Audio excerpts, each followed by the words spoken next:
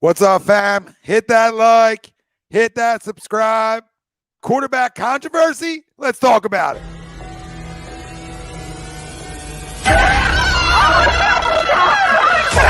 Let's go.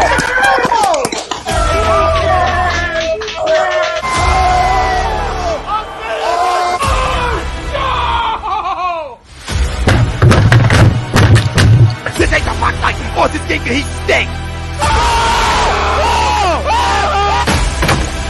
Oh shit! It's gone.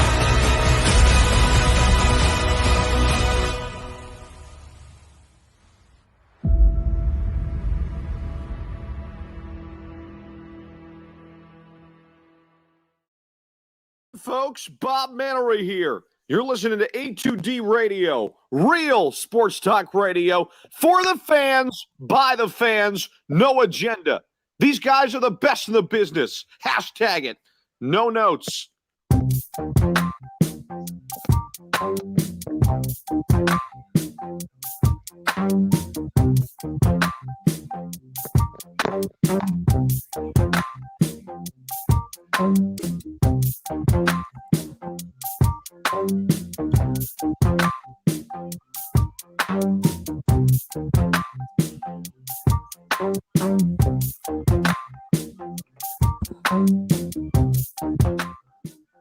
Welcome in, everybody. This is Monday Morning Quarterback, only on A2D Radio. Every Monday, we are brought to you by FanUp, and FanUp is the best way to enjoy fantasy sports, daily NFL contests, and more. Win great prizes. Sign up today. Use promo code A2D for 5,000 bonus points. That's a $50 value. Go find them right on the Apple Store. FanUp is where you can find them. That's who they are. No salary caps. It's the best. It truly is. It's for everybody, right? I mean, DK, FanDuel, they get a little tough when you add the salary cap in. That's a game changer. So in this, you more have a captain as well. Like you do in DK, you have a captain, but you have a captain here. So that's sort of where, right, the fork hits the road right there on your difference maker. Because a lot of people are going to have similar players because there isn't a cap. But it's fun. You can bet on anything. You can challenge your friends. You can challenge me. That's FanUp, and it's the best way to enjoy fantasy sports. Go download the app right on the Apple Store and make sure use promo code A2D for 5,000 bonus points. Ryan Brodo, like always, on Monday. Zach Burry, you can catch him every Saturday on the weekly roundup. Message, hey, want to join you, want to talk about it. So he's here. I'm Tom Arnone, the family out there. Woo! We got a lot to dissect, right? A lot to unpack. Ben Simmons for CJ McCollum. Who says no? Want to hear from you idiots. Want to hear from you idiots today, right? Who says no to anything? You can literally give me like any top 50 name in the NBA, and I'm going to say, yep. Everybody but D'Angelo Russell, because we know he's a loser. So we don't need a snitch. We don't need somebody that you can't trust on the road. We don't need those types of things here in Philadelphia. CJ, all in for. We'll talk a little bit about that trade that was thrown around today, and also the fact that Damien Lillard says he wants to play with Ben Simmons. So got a lot to talk about Sixers-wise, and going to give you a little Sixers live reactions once they get started here. You know, they say 7, so that's 7:15. And we'll touch on everything. Sixers Hornets live reaction. No Tyrese Maxey tonight. Just sick. So we're no Maxey. So we continue to lose players somehow when we're supposed to be getting players back. Jalen Hurts versus Gardner Minshew. We're obviously going to touch a lot about that. Eagles week 13 reactions. Go back, recap the game a little bit. We'll give you a little bit of a look-see forward 2 weeks from now, but we got plenty of time to talk about 2 weeks from now. We're going to go back, talk about what we saw yesterday, and what's the best way for this team to be able to win out. Because win out sort of controls your own destiny. It actually absolutely does. Winning out controls your own destiny. You control your own destiny with what's in front of you the rest of this season. Can they go 4-0? I'm going to tell you how they can, but I'm going to need you to bear with me. Everything's going to tie into our poll question, brought to you by Manscaped, and you can get 20% off and free shipping with the code A2D at manscaped.com. Unlock your confidence. Always use the right tools for the job with Manscaped, from the weed whacker to the lawnmower, right? The ball deodorant to wash everything down with when you're done. There's nothing better than Manscaped products. Go use promo code A2D. Get yourself 20% off. And the bonus, free shipping. So, right into our poll question. The Eagles now have a quarterback controversy between Jalen Hurts and Gardner Minshew. Do you agree or disagree? And either way you go, elaborate.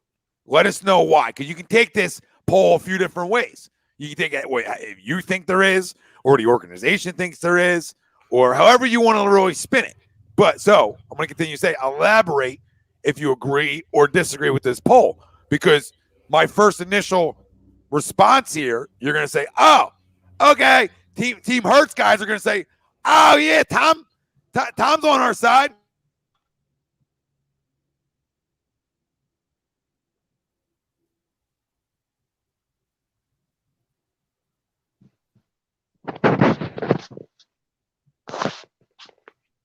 Is he frozen for you, Zach?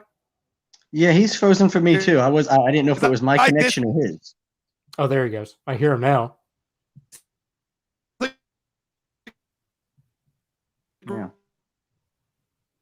I almost want to let him go. You know what I'm saying? Like I almost want to see if it catches up. He's still going. I wonder if he realizes what's happening. Tom, you're frozen. We can't hear you. Nobody can hear you. Oh, there he goes. There he goes. Oh, see, maybe he realized it. Okay. Yeah, let him reconnect. Yeah. I feel bad. Everybody wants to hear what he has to say, so it's not that. Yeah, well, no, I agree. You know what it is? I agree with Kyle O'Brien. The internet can't handle Tom's rant. Yeah.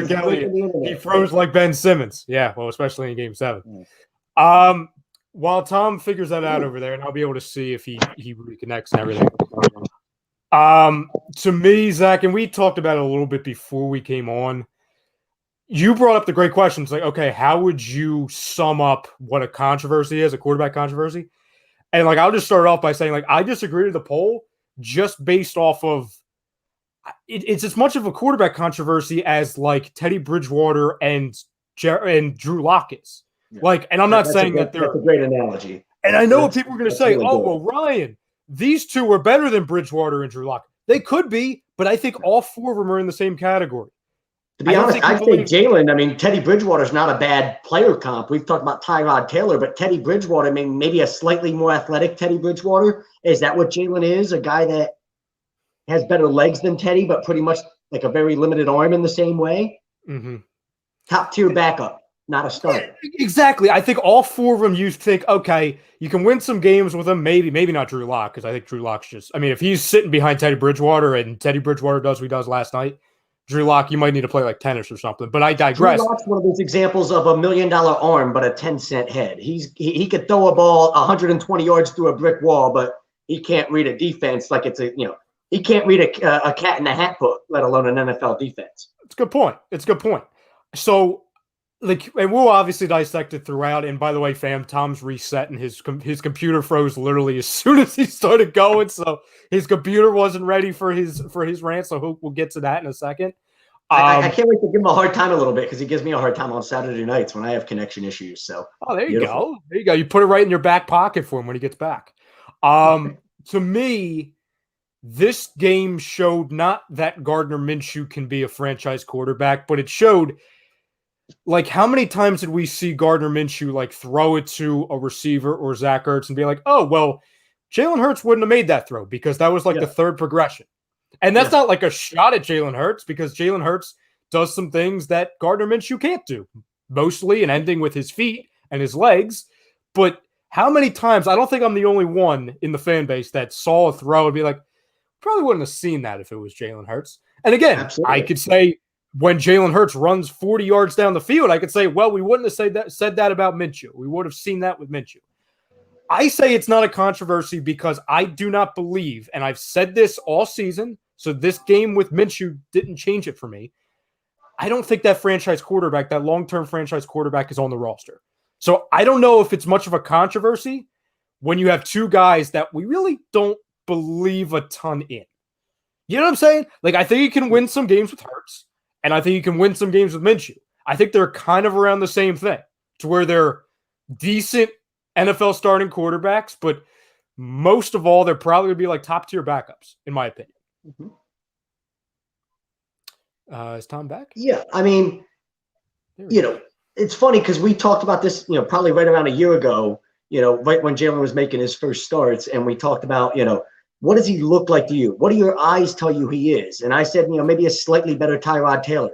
Now I'm thinking that's maybe even too much of a compliment, and maybe he looks more like a slightly better Geno Smith, which, again, a guy that's been a backup in this league for a long time. Not like you can't have a great career as that guy, but I don't need to see any more of a Geno Smith. You know what I'm saying? Like if we've got 4 games left. Why Gardner looked good against the Jets? You said, there was throws, there was decisions that he made that, Jalen's not making that decision or that throw, and I'm with you there. Mm-hmm. I don't know if either one of them's any good, but I know that I've seen enough of Jalen, and I'm okay with riding Gardner Minshew out the rest of the year until something changes. If he stinks it up in a game, okay, well then you can go back to Jalen. But at this point, what has Jalen done for me to give him the loyalty to say, well, he's the starting quarterback after the bye week? Well, that's the one thing. And right before, Tom, you continue with what you were saying. I get a kick out of the people that are saying, oh, well, Minshew hasn't earned the right to start in 2 weeks. And my counter to that is, has Jalen Hurts? Because we were 2 games below 500. You know what I'm saying? Like, we were not 9-1, okay? And I get it. Second-round pick. We were going to give him the entire year. All of that. And listen, I don't know my answer. Like, I think I'm going to learn my answer as we really talk about this on this show and throughout the shows this week on, like, best chance to win. Who am I going with, right? Like, just for the next couple weeks. But what I will say is, not to look too far ahead, everyone says, oh, like, they're so offended by the conversation. Like, and they're so, like, shocked that this is, like, we're talking about the quarterbacks. And not just with us, everybody in the city. Like, oh, why is it a conversation? First off, it's Philly. Also, you can have the conversation because of what we just saw when you have a lot of question marks with both of them. If you guys think, not you guys here, but the fam at home, think it's getting crazy now, I think there's a very good possibility, not rooting for it, that we see in 2 weeks, we play Washington, you've got to throw to beat them, Jalen Hurts struggles, then what? Then it really Hurts struggles? Do you go to Minshew at halftime? Well, see, that's the thing. Like, if Hurts comes out against Washington, say he's 100% healthy and everything, and he looks good, all right, whatever. Cool, great. We're just trying to win football games. We're trying to get in the playoffs. But if he sucks and he replicates what he was doing against the Giants, it's going to be friggin' Armageddon in this city that following Monday. Because he was given a chance to rebound, right? Like, Tom, you and I always talk about, like, oh, his response to things, he was given a chance to respond. And if he struggles, damn, get ready. You're muted, Tom. My day can't go any better than it already has. I'm not gonna give him the chance to struggle. I'm not gonna give him the chance to get his job back right now. That's gonna be depending on the other guy. And everybody else can be in the business of giving guys 17 games and kissing guys' asses. And I'm going to be in the business of figuring out a way into the postseason. That's always going to be my way. And people say, well, what does it matter? You're just going to get knocked out in the first round anyway. Okay, good. It matters for a lot of things. One, it matters to attract free agents. One, it matters for a first-year head coach that people around him buy into what he's doing. A lot matters, just not right in the moment, but next year as well. So miss me, all the people that care more about a fucking draft pick than going to the postseason, because I'll always go with option one, and that's going dancing, because anything can happen. First-round picks. Anything, and I'm not talking about cutting nets down, because that most likely can't happen in a dance. But winning a playoff game, maybe that's why you play the games. Okay, and I'm never the guy who sits around and is the quarterback controversy guy. Quite the opposite in my history of watching Eagles football. And why has that been quite the opposite? Because I've had franchise fucking quarterbacks. That's why. Okay, all right. One had 5 here forever. Right, I wasn't looking for the guy behind him. Right, I was looking for him to get over the hump, not the guy behind him. And then the next air quote quarterback that I had that was a franchise guy was Carson. So no, I wasn't looking for the next guy. I wanted to see what he was. But I'm going to tell you, 39 touchdowns and 11 interceptions. So everybody can miss me, even you guys, with comparing him to any backup in this league. Miss me with it. Because 37 and 11 before getting here is nothing to put your nose up to. The reason he's not a Jacksonville Jaguar is because they had the number 1 overall pick and ain't nobody not taking Trevor Lawrence. That's common sense, right? Trevor's supposed to be a franchise changer. I'm not telling you Gardner Minshew is a franchise changer. I'm not telling you that some of those stats aren't padded later in games. I'm not telling you none of that. What I'm telling you is when you can read and you can process and you can be on time, you can have a lot of goddamn success in this league. And I'll look right at the GOAT on that one, right? Not all the attributes, mocks, toughness, wants to fucking win, and it's quick. It's quick. I got a guy here that nobody knows what he is either. I think I sort of have a judge on now what Jalen Hurts is. Not telling you can't win games. Not telling you that he's not a great leader. I'm not telling you none of those things. I'm telling you he's a gadget quarterback right now. A gadget. I have another guy that was in purgatory. All right? And all he did was put up numbers there. Granted, on losing teams. I get it. All right? I don't want to hear it was the Jets. All right? It's the NFL football team. So now he's in a little bit better of an environment right now. Okay? With a chance to say, well, he's 25 years old. Look, if I'm even a little bit of a stat junkie, I look at their stats and I say, wait.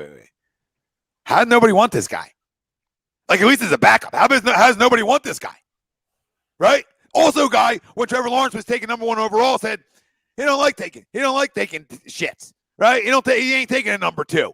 Right? He's a number 1. So he wanted to try to fight to be the starter. It was not going to happen. But we don't know what he is. We have an opportunity to say, you know what? Hottish hand. Let me ride it. I can always go back to Jalen. Jalen's used to being put down. Jalen's used to being benched. We're going to go back to him. Let me phrase a question to you because, I think the question right now with a lot of people in this fan base is, does Jalen deserve another year? Well, fuck that. How about if you give Gardner the rest of this year and then you decide, okay, if we're not going to draft a guy and say you can't trade for a guy in the offseason because whatever doesn't work out, it's not crazy to say I'd rather – if you're going to go in the next year having to ride with one of those quarterbacks, how do you know you wouldn't rather ride out next year with Gardner Minshew as your starter than Jalen Hurts? How about you figure that out? Because I know what Jalen is. But if I give Gardner Minshew the final 4 games of this year, I could figure out what he might be in this system too. And maybe going in the next year, even if he end up not being any good next year either, maybe I would have rather ride out next year with him as we prepare to get to the next franchise quarterback than I do with Jalen. I know Jalen's not a franchise guy. I don't think Gardner is, but I'm with you with the idea of I already know Jalen isn't. I think Gardner has the chance to be like, I don't think he is, but maybe he could prove me wrong and prove that he is.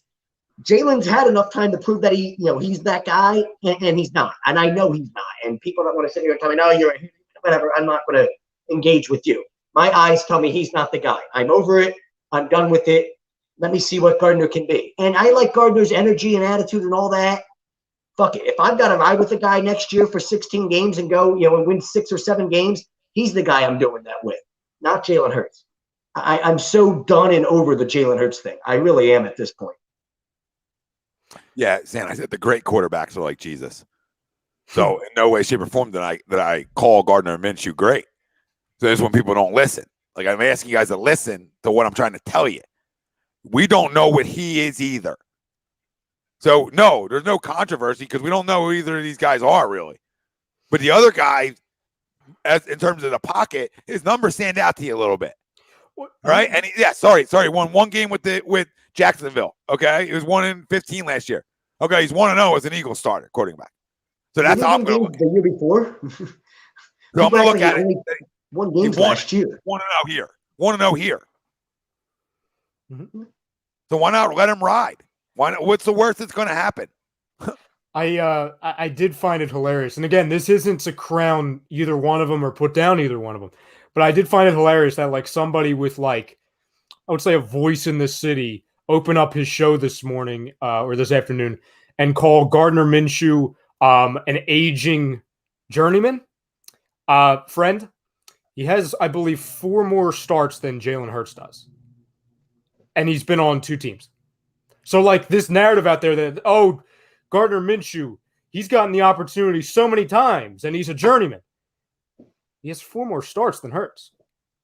If Hurts finishes out the year, they have the same amount of career starts.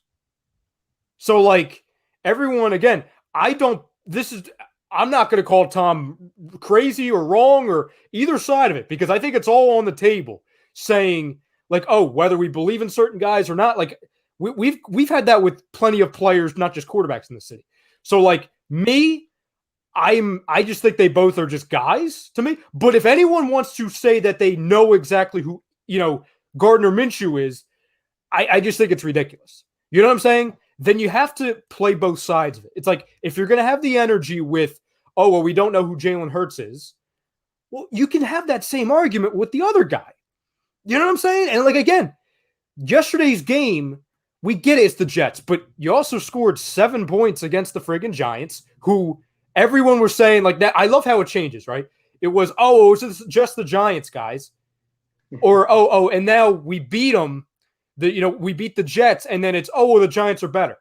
90% of this fan base had us blowing the Giants out by 40 points 2 weeks ago. So, like, let's not forget where we were, right? So I just think it's funny that yesterday, when you just have a guy who goes through his progressions, not the biggest arm, not the most impressive, he's not a scrambler, just a guy who has presence in the pocket and goes through progressions. See how good Dallas Goedert looked? See how first time he finally gets over 100 yards? You know why? Because they went to him. Because sometimes he was progression number 3. And, oh, wait, my tight end is wide open. So instead of me running, I'm going to throw it to him. Like, and everyone's saying, oh, well, they reinvented the game plan for Minshew. No, it's not. It was the same game plan. They just threw it to guys that were open this time. This isn't a crowning Minshew thing. It's a, wow, remember when we had a quarterback that would go through progressions? That's what it was. And if anyone doesn't see that and see where, okay, this shows where Jalen Hurts is severely lacking, I don't know what to tell him. I don't know what to tell him. I think it's a little funny. I mean, you go back to when Gardner Minshew first became the Jaguars starting quarterback, he had fucking memes out there that were like Chuck Norris level. We were like literally over here tripping over ourselves over all the memes out there about Gardner Minshew and the different, funny ones out there about his beard and all these things. There was people that thought the kid had a legitimate future in this league. And Tommy, kind of your point, like Jacksonville's where, one of those places where careers go to die. So you never really know. You're like, hey, he played pretty well there. Just because they won 5 games in his 2 years as a starter doesn't really give you the full idea of what somebody could be there. Like, it's just not a good environment. But I do know he was playing well enough at a time, where not just Jaguars fans, but everybody around football was kind of infatuated with the guy a little bit. We all thought the guy was pretty damn cool. He got the Uncle Rico nickname for a reason, right? Like, we're comparing him to the, to one of the characters from Napoleon Dynamite. So it's one of those things where, that wasn't just smoke and mirrors at the time. There was obviously a little bit of substance there when all of those, those little nicknames and memes and all those things were going around. Again, I don't, none of us know what he can be, and I don't think any of us are here saying, hey, like, give the guy a chance and he's going to be Dan Marino. Nobody's saying that either. I think we're all just saying, like, at this point, it can't get any worse than what it was. Like, we saw what it was, what it was with Jalen Hurts. And at this point, I think we're all kind of intrigued of what it could be with Gardner Minshew. And if it's not what we all, okay, if it sucks, right? And you have other options. But I'm not intrigued with anything going forward. Like, Jalen, to me, there's nothing exciting about the idea of Jalen starting games going forward. I'm at least a little bit excited about what Gardner Minshew could show me starting games going. Who has a better chance to take you to the playoffs right now? And who would you feel more comfortable coming in the next year with? If just say a replacement wasn't happening. I don't think we have any chance of making the playoffs, but I'd be much, much more comfortable going in the next year with Gardner Minshew than Jalen Hurts. If you ask me next year, who would you, if we're not trading for a veteran, if we're just going to go in the next year with Jalen Hurts or Gardner Minshew as your starter and try to improve the team in other areas with all those draft picks that we have, who are you more comfortable being the starter? I think 100% I'm saying Gardner Minshew because I've already made up my mind. I know what my eyes have told me about Jalen. I know Jalen's not the guy. We're just wasting time by having Jalen be the quarterback again next year. You're just wasting any type. Oh, we'll develop it. You're wasting all that because Jalen's not going to develop into anything. So why even fuck around with the idea of doing that? Let me ride with Gardner Minshew. To me, it's a little bit more tough for me. And again, that's not because I think, Hurts is better than Minshew. Like I said, I think they're both around the same playing field. But going back to what we've talked about all season, really? Tom. Really? Like, I don't know where you get the same playing field. I would love to know because the one guy's done nothing throwing the football. So they can't even be on the same playing field. One guy literally can't throw the football and the other guy at least can. So, like, if you're going to add in, like, Jalen can run around. But I think that's the point, Tom. Does Jalen's legs, his legs and what he can do with his legs kind of even out that conversation? Absolutely not. Because if you throw for 120, you got to rush for 100 plus for that to even out. We're just talking about throwing for 240 yards in National Football League, guys. That's not a lot. I agree. I agree, but I'm just saying, I think that's where people come from. I think that maybe that's where Ryan's saying. Not like I understand what Ryan's saying, but like I'm saying to the people out there, like they're not as close as we're making them out to be. Like when you only throw for 130, 140 yards, now you got to rush for 100 to really have an impact. To really make an impact. His legs, let's not run from this. His legs aren't that good to make up for not throwing. They're not. They're not. They're especially solid. when you throw 3 interceptions. They're okay. He's also thrown 8 picks. No, so, I think they're not the same. They're just not. One guy's thrown 11 and has played 4 more games in him. Yeah, and this guy's thrown 8 this year. Jalen's got more turnovers in his career so far than Minshew, and they played right around the same amount of games, or at least. I just think the other guys looked at as being like what you were saying earlier, when a journeyman. He's almost assumed to be a journeyman, and just labeled a backup. So automatically, I don't want to say the narrative, but our mind starts to say, oh, well, they're just the same, right? Because the guy came from fucking Drek. So rightfully so. Like, he hasn't won shit, right? He got replaced, per se. So our minds say, oh, they're the same. But I think if we really watched him for a period of time, our minds wouldn't say they're the same. That doesn't mean our mind's going to say one guy's a franchise guy and the other isn't. I think you're winning 6, 7 games with both of them. That's why I completely disagree with you. Completely disagree with you. You're not. You're winning 6 or 7 games with the one guy because he can't throw. Guys, you just saw a tight end in Bob yesterday. You would see their starting wide receiver. This guy did this with no training camp here. Are we okay? Like, there's no training camp. There was no first team reps. He came and threw the ball around pretty well when we know how much the relationship and the chemistry and the timing is so important from quarterback and skill position players. I'm not trying to overhype him. This is where I'm like, I'm trying to defend it, but not overhype it, right? So I'm trying to find myself in the middle ground. Jalen Hurts is a backup. That's all you ever be. Jalen stinks. The other guy could start for 10 teams in this league yesterday. You want me to tell you the teams? Good. You tell me he can't start in Chicago? I'll tell you you're all fucking crazy. You tell me he can't start in Denver? You're crazy because he's better than Bridgewater and Drew Lock. And I don't even know how Drew Lock even has a job anymore, right? Go down the list. I mean, I could give you 10 teams, 12 teams that he can start for. That's not saying he's a franchise guy, though, right? That's saying, hey, he might be a middle of the pack, but I also don't think that that when you say, like, okay, our win-loss will be the same with both of these guys, I disagree with, because there's games this year where the lack of him being able to throw the football killed us. Yeah, that's true. Killed us. Well, I think they're football, period. So it's not like, oh, we lose Jalen's legs, we can't run. No, we got a powerful offensive line. We get downhill on guys, right? We ran for 160 yards yesterday. So the whole thing is like, oh, you lose his legs. Okay, I don't disagree with you guys there. But it's not like we're running for 90 yards without him now, right? That our whole running game changed. No, I disagree with that. I still think we pounded down the Saints' throat with either quarterback. Did his legs help you? Sure, but his arm wasn't going to help you. Oh, yeah.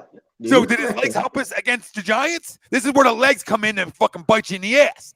Because when you need to throw and teams force you to do it, so this is what happens. A week goes by, we didn't see him. So we get a little soft for him sometimes. I'm talking to the fan base, not you guys. We get a little soft for Jalen, like, well, maybe we give him another chance. We just watched the worst quarterbacking I've seen here in a long fucking time. right, and you scored 7 points, it's hard for me to say, go, and I'm a big response like, go give me a response, Jalen. Nah. If Minshew stinks, I'll bench his ass. Simple as that. I got no ties to him. They're both making the same amount of money.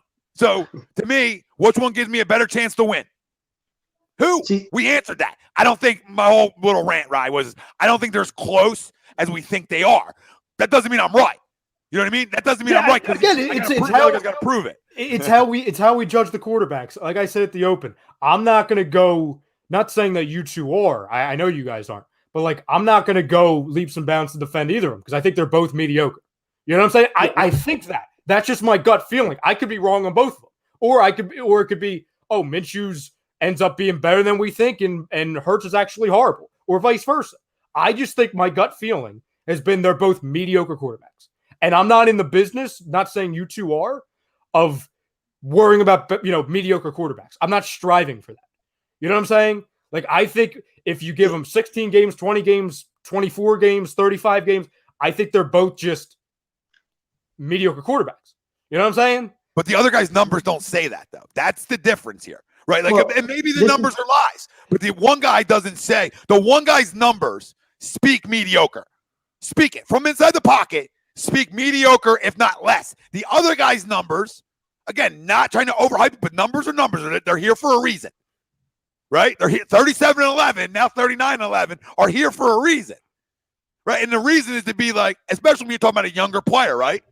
They're used as like, okay, well, what is this guy? When the numbers are that good, you say to yourself, what is this guy? What is he? I don't know. There was a point last year, right? This goes against my argument. There was a point last year where I think like 4 games in a year, he didn't have a completion with them with having the lead. So how much is that on him? How much? Like, I didn't watch every Jacksonville game, right? So I don't have all those answers. But I'm staking my reputation on this. They are not the same.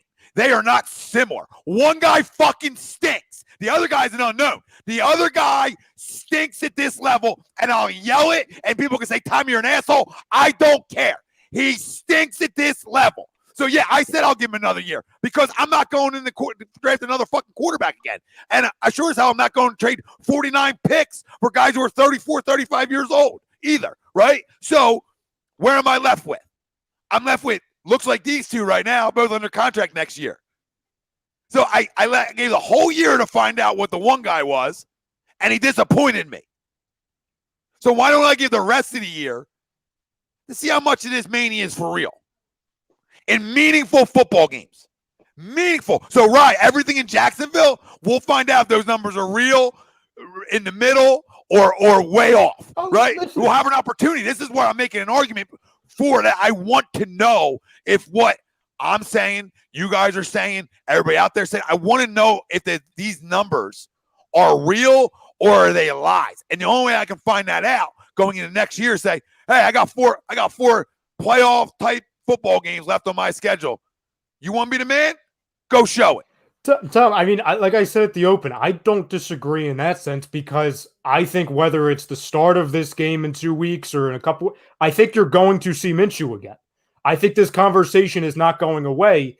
And again, for everybody who's just joining, I'm not rooting for it. I'm also not saying that I have a friggin' like we're going to, teleport. And I know exactly what's going to happen in 2 weeks. But if you had to put gun to my head, gut feeling, I would probably guess that Hurts is probably going to struggle against Washington, and the conversation between the two quarterbacks is going to be even louder. And then it comes down to this goes to not the head football coach, because we know he's not making decisions. What does this organization want? Do they want to win football games, or do they just want to play out the season and see what Hurts does for the remainder of the season? Because if he struggles, again, we gave him the response. We gave him another divisional game. We gave him 3 weeks off. So he's going to be completely healthy. So all that, if he gets on the field, no one come to us and be like, oh, well, he's not healthy. Because if he's healthy, he's playing. If he's not healthy, he's not playing. If he struggles against Washington, which I think he's going to, it's going to be a conversation, whether people are on the Hurts side or not, they got to have it. At this point, he struggled all year, though. He struggled all year, though, for me, Ryan. Like, there's these people that, like, I've heard, like, oh, well, like, you're going to bench the guy after one bad game. Talking about the Giants game. Like, one bad game, like, the guy struggled all year. He's maybe played 1.5 good games, 2 good games. Jay's bringing up the Chiefs game as if we weren't playing from behind from 2 scores the entire game, and that's why I didn't throw for a ton of yards. It's just ridiculous at this point. Where I disagree with you, Ryan, is a little bit different than where Tom disagrees, because I don't necessarily disagree that maybe Minshew is a top-tier backup. I'd like to be optimistic and say, hey, he could be a guy, but my eyes tell me the arm strength, things like that. Like, he's probably a top-tier backup too, but I think he's a much better backup than what Jalen Hurts will ever be. Like I tell you, at this point, I'm off the Jalen Hurts is Tyrod Taylor, and I think Jalen Hurts is Geno Smith, which is like great. Like, you're not winning me anything if you're Geno Smith as a backup. You're just not. He's Gardner Minshew's got higher upside than that. Gardner Minshew's got a higher upside than Jalen Hurts for me at this point. Yeah, he's not Minshew. He's Trubisky. I've always said he's Trubisky, Zach. Who? Hurts is Trubisky to me. He's going to win for it because Trubisky's better than Hurts. I might take Trubisky over Hurts right now. Well, he's played in 2 Trubisky can run, games. and he could probably make more throws than Hurts can. And Trubisky can't make throws, but he can make more than Hurts can. And he's just as good of an athlete, if not better. Yeah, TJ, appreciate the super chat. I don't believe that Gardner Minshew has this great arm either. So, like, nothing what I'm saying should be taken out of context, right? Not to you, TJ, to the chat. Like, I'm not telling you that one guy is the top 15 quarterback in the league. That's not what I'm saying, right? My whole debate started with the poll. My whole debate started saying that these guys are close in terms of what they do. One guy can read a defense. Like, when you can read a defense, it makes you that much better. Like, no matter what. Like, the fact that you stay in a pocket and you're actually going through progressions make you better. The other guy, if he just showed us that, Ryan, a little bit, just a little bit, then I would be right on board with you. Right on board. Hey, he can still develop. He can still get better. Blah, blah, blah, blah, blah. Everybody told me how much of a hard worker he was this all season. Great. Did he get better at the most important thing that he needed to get better at? He showed us one game. He showed us one game against Atlanta where we're like, oh, my God. And I said, it looks like he's going through his progressions a little bit better. And from that point on, it looked like he went south. How do you get worse from that point? How do you get worse from there? It's semantics. I would add the Broncos game in there. It's semantics because I'm comparing 2 to 1. So you know what I'm saying? Like, it's semantics. But I would say he had a very good game from the pocket there in comparison. Yeah, he's going down. Was there any pressure ever on him in the Denver game? Like, the Denver game was so under control from pretty much from start to finish because our defense played everything else. Like, was there really that much pressure on him to ever have to play from the pocket? Could he have gotten that shootout yesterday early on? Is he capable of that shootout early on yesterday? Absolutely not. No. And we're down 18-3 at the half. Yep. I'll agree with it. I think we're down 18-10. We're not in that shootout because we got to play differently, right? We got to play. We got to control you. If we're not controlling the clock with him, we lost, right? So you'll know by halftime of football games, and the first time in the history of football, we'll know by halftime if we're dead. We'll know. Are you saying would he be capable of it if he was healthy, Tom? Or are you saying, like, if he was like 50-50? Jalen's not going to go 14 of 15 for 187 yards and 2 tutties in the first. No, Zach, I hear you. I'm saying that maybe he would have been capable of that with his legs, for example, because we were doing a good job rushing the ball that way too. You know what I'm saying? Kenny Gainwell looked damn good rushing the ball. I don't need Jalen to rush the ball. Fuck that. Like, yes, his legs are important, but I don't know if that's going to be able to keep us in it. Like, listen, yesterday's a different game because I get it, it's the Jets, right? But I'm just saying in general, do you believe that Jalen Hurts can get into a gunfight with somebody, or do you think he's bringing a knife? I mean, it's as simple as that. Like, we've seen it. We know he's bringing that knife to the gunfight. We talked about it, right? Taser. So like that's the difference. Like, at some point the rest of this season, right? There's 4 games left. At some point we talked about there's going to be teams that take away his legs because you can take him away because he's not elite at it. He's good at it, but he's not Lamar where it's like, oh, he's just that great, right? With his legs, he's going to get one by on you, all right? Or skeet for 40 on you. I don't know. He's not slippery like that. To get into a shootout, throwing the football with somebody. Yeah, I kind of agree. I can't believe I'm on this side, or it's like perception I'm on the side. Yeah, it's funny that you're on the side. Well, I'm glad you're on the conversation. Yeah, because again, and it's been a handful, right? And again, we're arguing for it, but we're also arguing for them, and they lost. But I'm just going back to the way we were talking in those games. he competed against Herbert. You know what I'm saying? He left the field with a lead. He went toe-to-toe against, I would say Mahomes, even though I truly believe in that sense to the Philly Talk podcast comment. I do think the Chiefs were just toying with us and they were not letting us get back into it. But you know what I'm saying? Like they weren't doing anything flashy. How many times did he throw the ball in the Chargers game, though? He didn't throw the ball a ton there. He threw the ball a ton in the Chiefs game, sure, but I don't think we were ever actually in that game. I'm with you there. That was more like we were 2 scores down the entire game. The entire game. 25 times? What do you throw it in the Chargers game? 25? Oh, yeah, he probably threw the ball less than 25 times in the Chargers game. That's my problem, Ryan, is that he might be able to do it a little bit, and we know he can do it a little bit, right? Like we know he can do it a little bit, but can he do it enough? I think people need to understand this too. And I still saw so-and-so quarterback had a bad game, so bench him. Again, people trying to compare situations to other teams, it's asinine. I'm not even going to have that conversation anymore. But the problem here is, and this is why we are forced to have this conversation, it was such a bad performance against the Giants, a game and a team that 90% of the fan base expected us to blow the Giants out.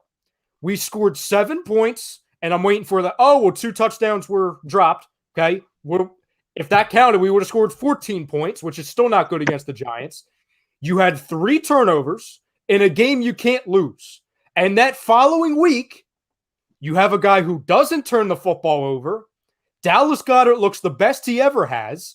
Quez Watkins looks like a game, somebody who can make some factor-ish type, plays, at least in the passing game. Game breaker. Yeah, game breaker. Thank you. Something Riker still can't be. And it's like, well, damn, that's where the comparison is. If Hurts wins that game, say he doesn't play well. If they win that game, I don't think this conversation is had.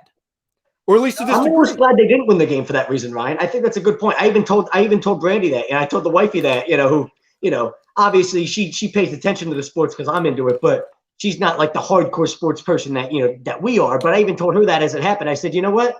I'm so glad that Jalen Reagor actually dropped those touchdowns at the end because I don't want to have to hear for the next week how Jalen Hurts played like absolute dog shit the entire time, was just complete straight garbage juice.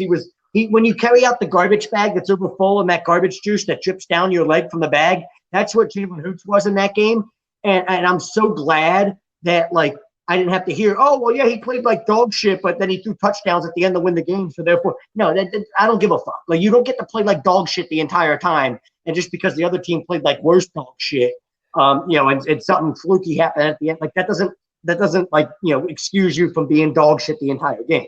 It's almost better that Jalen Reagor dropped those passes, because then it puts into the full effect of Jalen Hurts, you sucked. You didn't play at a high enough level for us to win this game. So therefore, that's how it goes. We didn't deserve to win the game. I don't want to have to steal a game at the end like that, after my quarterback plays like that. It's just nonsense. Because all you'd hear from this fan base is why, look at the heart the kid has, or look at how clutch he is, or yada, yada. And it's nonsense. It's all smoke and mirrors bullshit is really what it is. So can I bring this up too? And again, I understand people going and vouching for other guys that aren't on the team right now. But this is just me right now. This could change in a month. But to me, there's not an avenue quarterback-wise that I love right now. I don't love the Russell Wilson thing. 33, going to be 34 in the middle of next season. You're going to have to pay him. Wilson too. I'm with you. Yeah, and again, that could change in a month. I don't think he would come here. I think we're all being delusional if we think Russell Wilson would really come to Philly. Yeah, I think he's going to the Giants. I truly do. That's a pipe dream. Well, and I said this, and I talked to obviously everybody knows I do the weekly roundup with Stephen Reichel every week here, and me and him talked earlier off the air, and I said, look at who Russell Wilson's married to, and tell me it doesn't have an impact on this, because I think people are really being naive if they don't think it does. He's married to a Hollywood superstar. He's married to Sierra, right? He's married to a Hollywood superstar. She wants to spend her time in LA, in New York. That's where she wants to spend her time, because that's where Hollywood superstars spend their time. So this idea that Russell Wilson is going to leave Seattle to go to any place that isn't I think Russell Wilson has a better chance of going to the Raiders in Las Vegas than he does coming here, because he's a 30-minute helicopter flight to LA. And Las Vegas is an entertainment city too. So when you're talking about who his wife is, let's not. We're all men here. Tommy, you're married, right? I'm married at this point. Pretty much like happy wife, happy life is a real thing. And this idea that at this point he's not going to try to make a move that not only from a career standpoint makes sense, but a personal standpoint makes sense.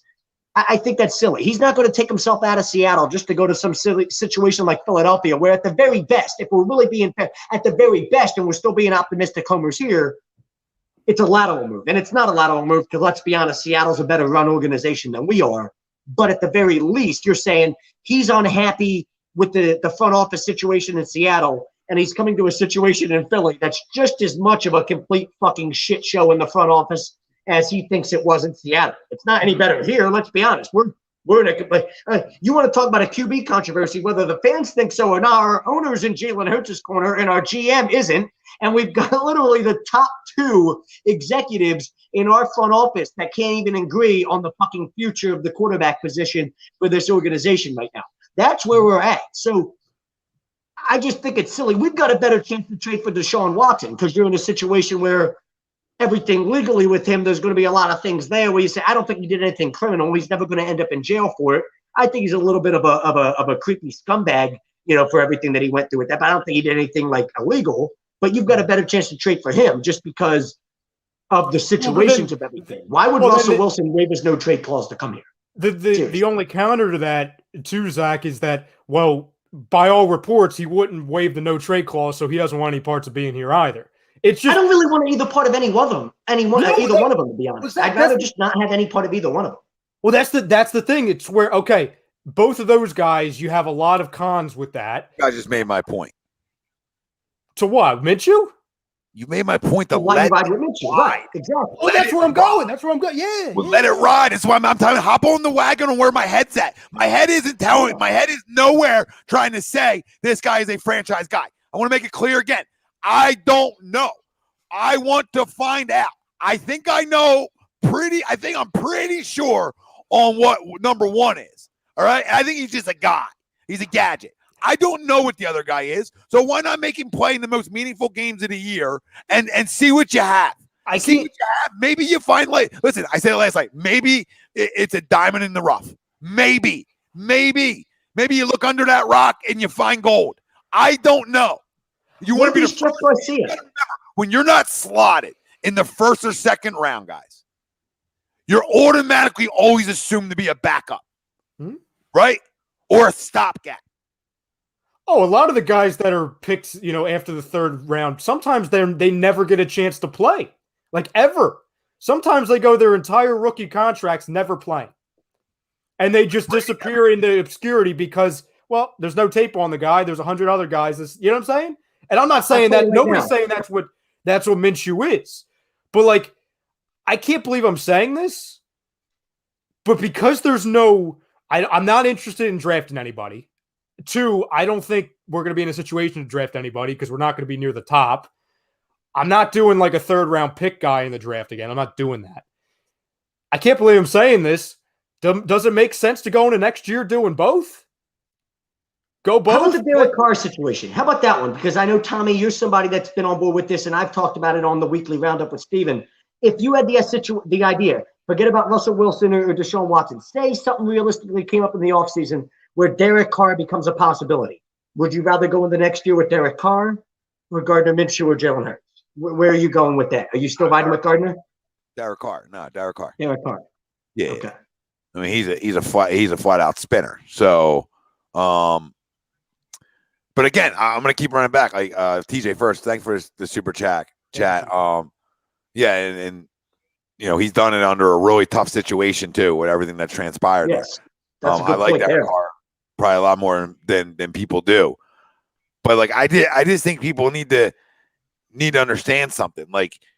So when you're slotted that way, nobody's ever going to think you're good enough to start. And if you do start, you're always going to be looked at as more of the stopgap, and that's how it's going to be. So we're gonna let Jalen get away for stuff in his first 2 years of the league, right? But then we're going to do that. But then on the other side of stuff, we're not going to look at what the other guy did numbers wise his first 2 years of the league in the league. We're as a fan base, we're just going to look over that. Nothing to see here. I can't get away from it. Like, guys, I cannot get away from it. Like, you just don't accidentally do that. It's not an accident. Like 37-11 is not an accident. I don't know many young guys in this league. And you tell me the guys that have, that in their first 2 years in the NFL, they were 37-11. Find me those numbers. Find me that. Because I'll venture to guess that not many guys ever did that. Ever. So that tells me right there that he can play. So now it's like, okay, can he be a franchise guy in the right organization? Don't know. Don't have that crystal ball. But those numbers seem to tell me that, shit, maybe he can be. Like, dude, Brady would have never stepped on the field, and I'm not comparing him to Brady, so Jesus Christ, everybody, hold on. I'm with you. He never steps on the field if Bledsoe don't get hurt, ever. He was lanky, no attributes, right? Not strong enough arm, all the things. But toughness, mox, 1-2, that can be the difference maker. A better comparison might be Jeff Garcia got the step on the field for the 49ers because Steve Young retired, late into because everything with the concussions at the end of the 99 season, and all of a sudden Jeff Garcia walks his way into a starting job. And if I use my eyes, and Jeff Garcia is a guy that a lot of people in Philly are familiar with, Minshew, similar in size, similar height, weight, all that. I think his arm's very similar. He's not going to throw a ball 70 yards downfield, but the timing, the anticipation, all that. If I use my eyes, I don't think it's crazy to say Gardner Minshew could have a Jeff Garcia type upside to him. Now, was Jeff Garcia ever a franchise quarterback? I mean, he was close in San Francisco. I guess he never was because they moved on from him. But I'll tell you what, you talk about stopgap. That was Jeff Garcia, right? He can play. It's like a Ryan Fitzpatrick type thing, right? He can play at a high enough level for a year or two for you before you find your actual guy, right? Like, I'd rather ride with that guy than the guy that I know sticks. I don't think Jeff Garcia was ever going to win me a Super Bowl, but we were very, very comfortable with him stepping in when need be and felt very confident in the ability for him to win us football games, when he stepped into the lineup. And I feel the same way. Like, that's where I look at Gardner. I'm like, that's what he is. Arm-wise, all that. A Jeff Garcia type. And you can have a solid career being that guy.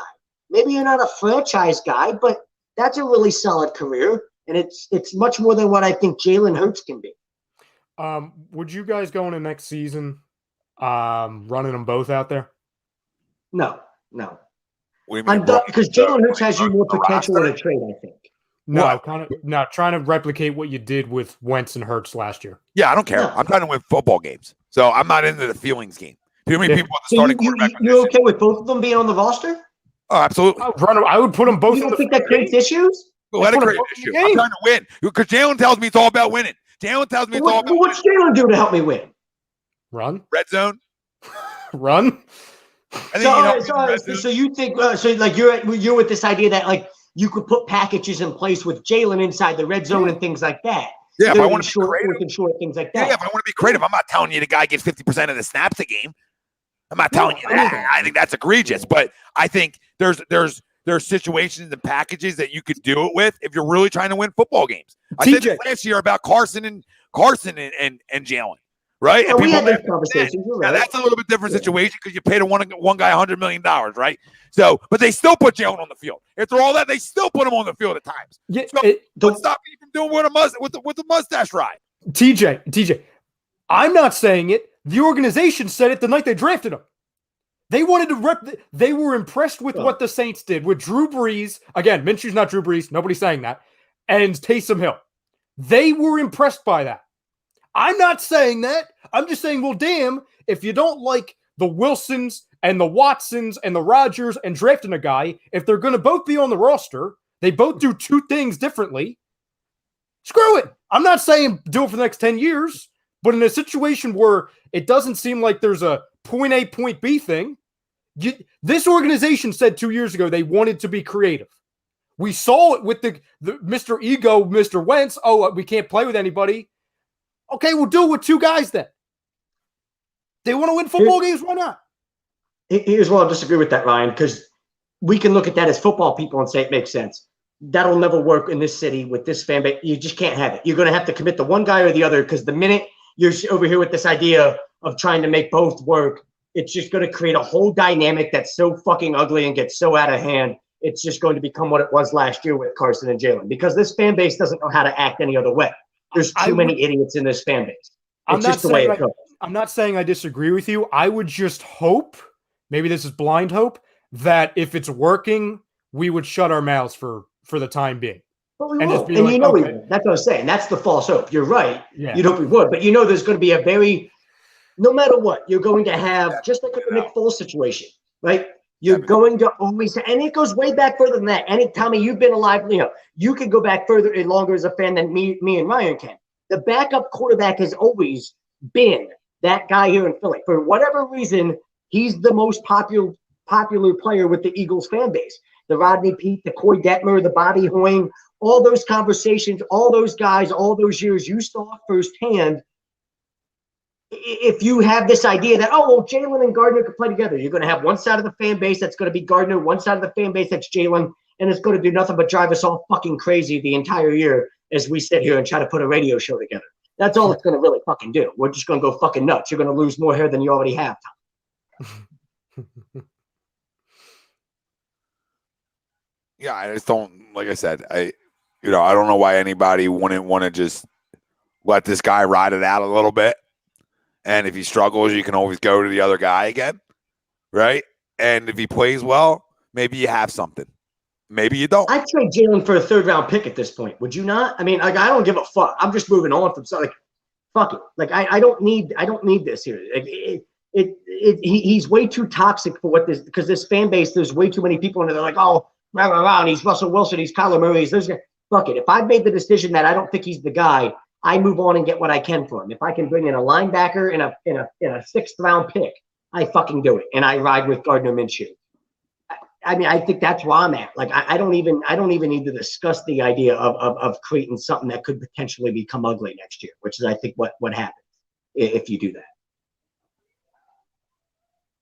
that. Jesse said Minshew's. Thanks for a super chat, Jesse. He said Minshew's numbers are second in his draft, only to Watson.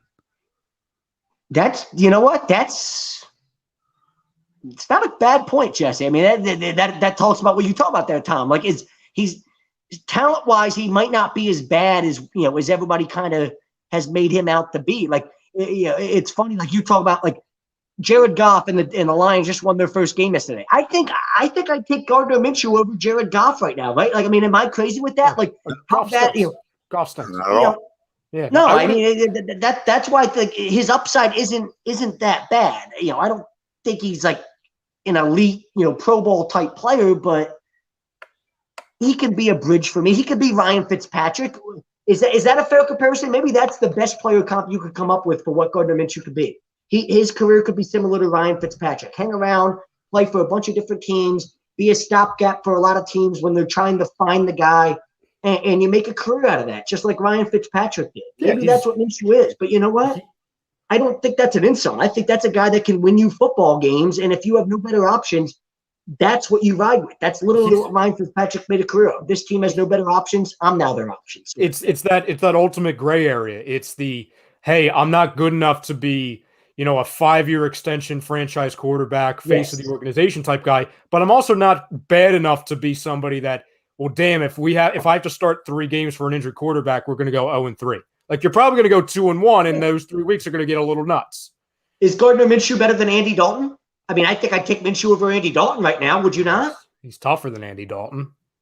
I'll give him that. He's definitely tougher than Andy Dalton. I think Andy Dalton sucks. So, I mean. But that's what I'm saying. There's no way in your right mind you could say, well, I think Andy Dalton's better. No, you don't. Maybe you think they're the same player. But at the very least, if you think they're the same player, look how long Andy Dalton's, stuck around and had chances, right? Like, that's my point with that. And I will sit here and I'll say right now on the air live, you can quote me in 10 years, we can revisit this. Gardner Minshew will have a better career than Andy Dalton. Because I'm with you. Andy Dalton is not good. He was just a guy that was average, that stuck around in an organization that was average for a really long fucking time.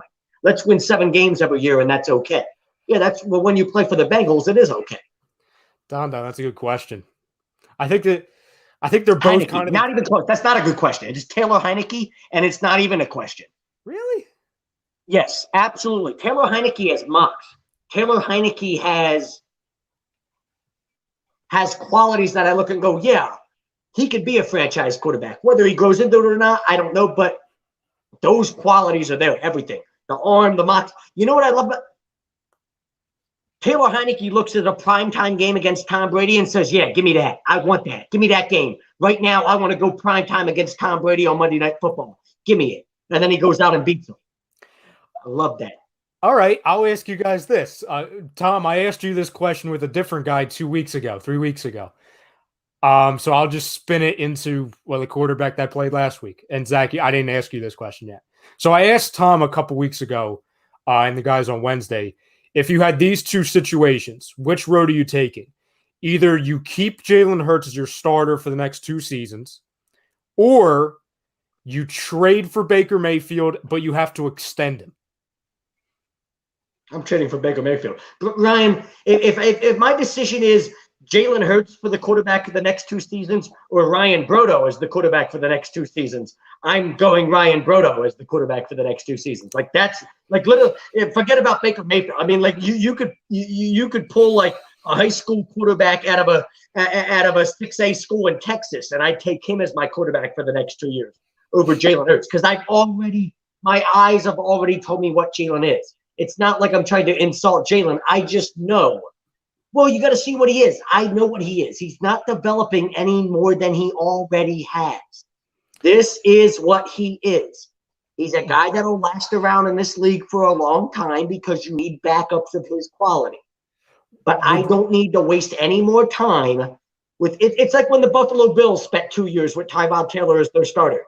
They knew after 2 years, it is what it is. Like, I got to draft Josh Allen because there's no upside here with Tyrod Taylor. It is what it is. Either I crash and burn with Josh Allen or he becomes Dan Marino. And it looks like he's more trending towards becoming Dan Marino. So, but that's the decision you come to. And I even look at that now and I feel like really stupid saying last year at this time, oh, well, Jalen Hurts looks like Tyrod Taylor to me. I think Tyrod Taylor wants to punch me in the mouth for saying that because Tyrod Taylor's like, no.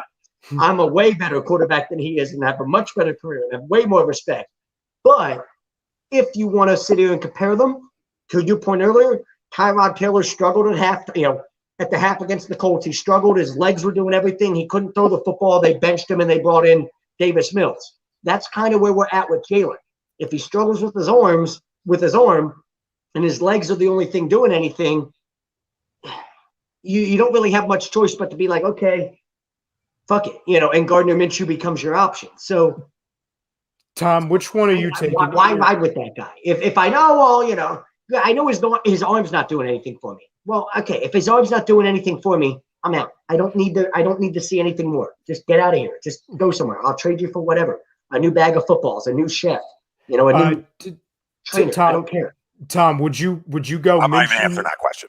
No, the Minshew. I was changing it to Minshew. I'm not answering the Minshew Baker Mayfield question. I'm going to tell Zach that he's fucking wrong about. I'm just not answering it. It just doesn't do anything. You don't want to extend it. I see what you're saying. I'm not going to get I already said no to Jalen. So what are you trying to set me up for? Not happening. Not saying it. Not answering it. No comment. I'm giving it to Marshawn Lynch. Just here so I won't get fined. Well, I know your answer. I know your answer. I'm not How long of an extension, Ryan? How long of an extension? I refuse. No. 3 years? No. You're wrong about Taylor Heineke, too. Jackass, what are you talking about? What are you talking think Taylor Heineke? Well, hold on. You think Minshew's better than Heineke? You say he's better than Gardner Minshew, and he's like these light years above him. What has he done? Could he won a couple games this year? Come on, you're better. If I'm just looking at my eyes, I think Heineke's a better player than Minshew. Maybe, but you made it like clear and obvious. It ain't clear and obvious. The one guy was in fucking Jacksonville. There's nothing. I mean, Heineke just beat Tom Brady 2 weeks ago. So, I mean. Well, this guy doesn't get a chance to beat anybody. Look where he played. Okay. That's a fair player comp. See, those two are a fair player comp. Right now, my eyes tell me Heineke's better, but it's a fair player comp.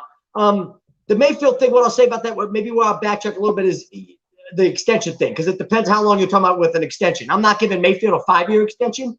If you give me 3 years at $100 million, maybe I do it because I know there's a way out after 2, because there's only 2 years of guaranteed money.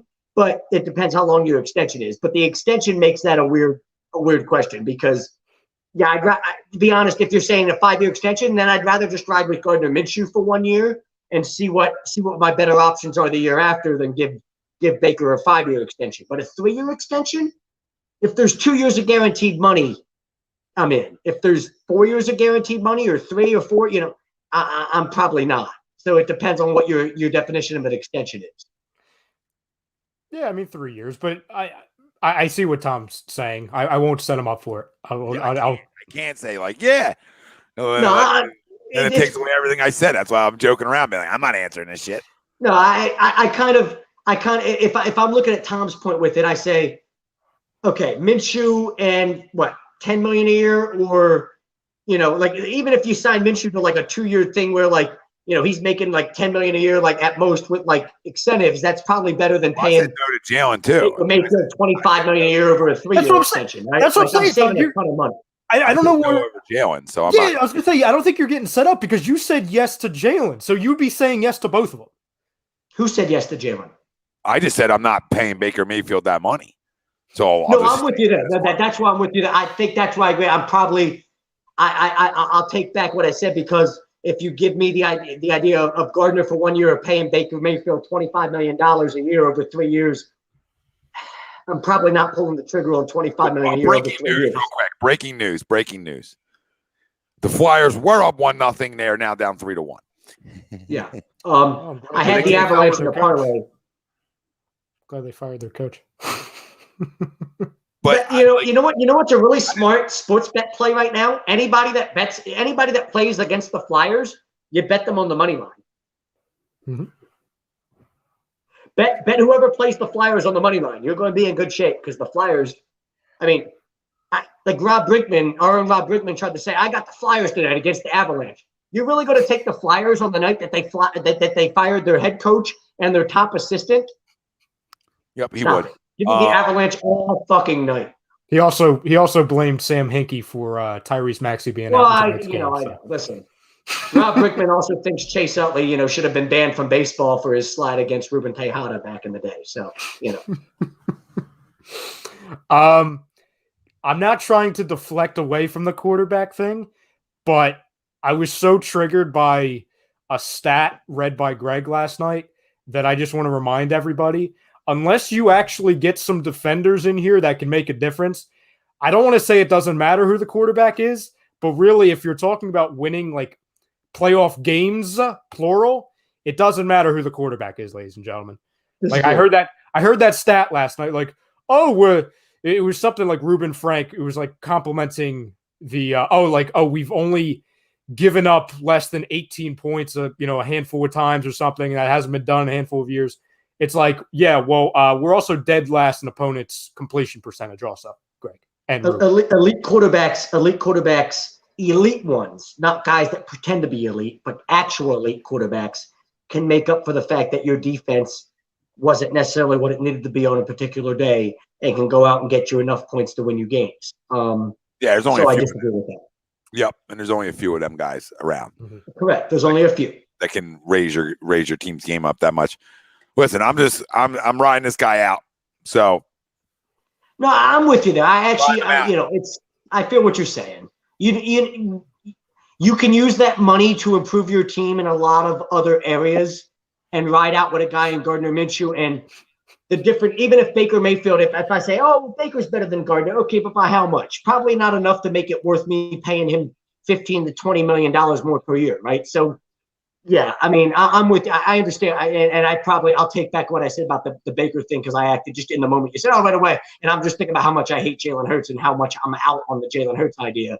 That's why I'm going with Baker there. But you could use those 3 first-round picks and maybe some of that money in free agency to improve your team a lot better than you would if you were to go and try to trade for a guy like Baker Mayfield and extend him. So, yeah. You ride with Gardner Minshew in that stake, and then you say, okay, if he's not good enough, I know I've got a good roster now here. I just need to find a quarterback. And that becomes a conversation that, you can get very creative in a lot of different ways to find a quarterback if you need to.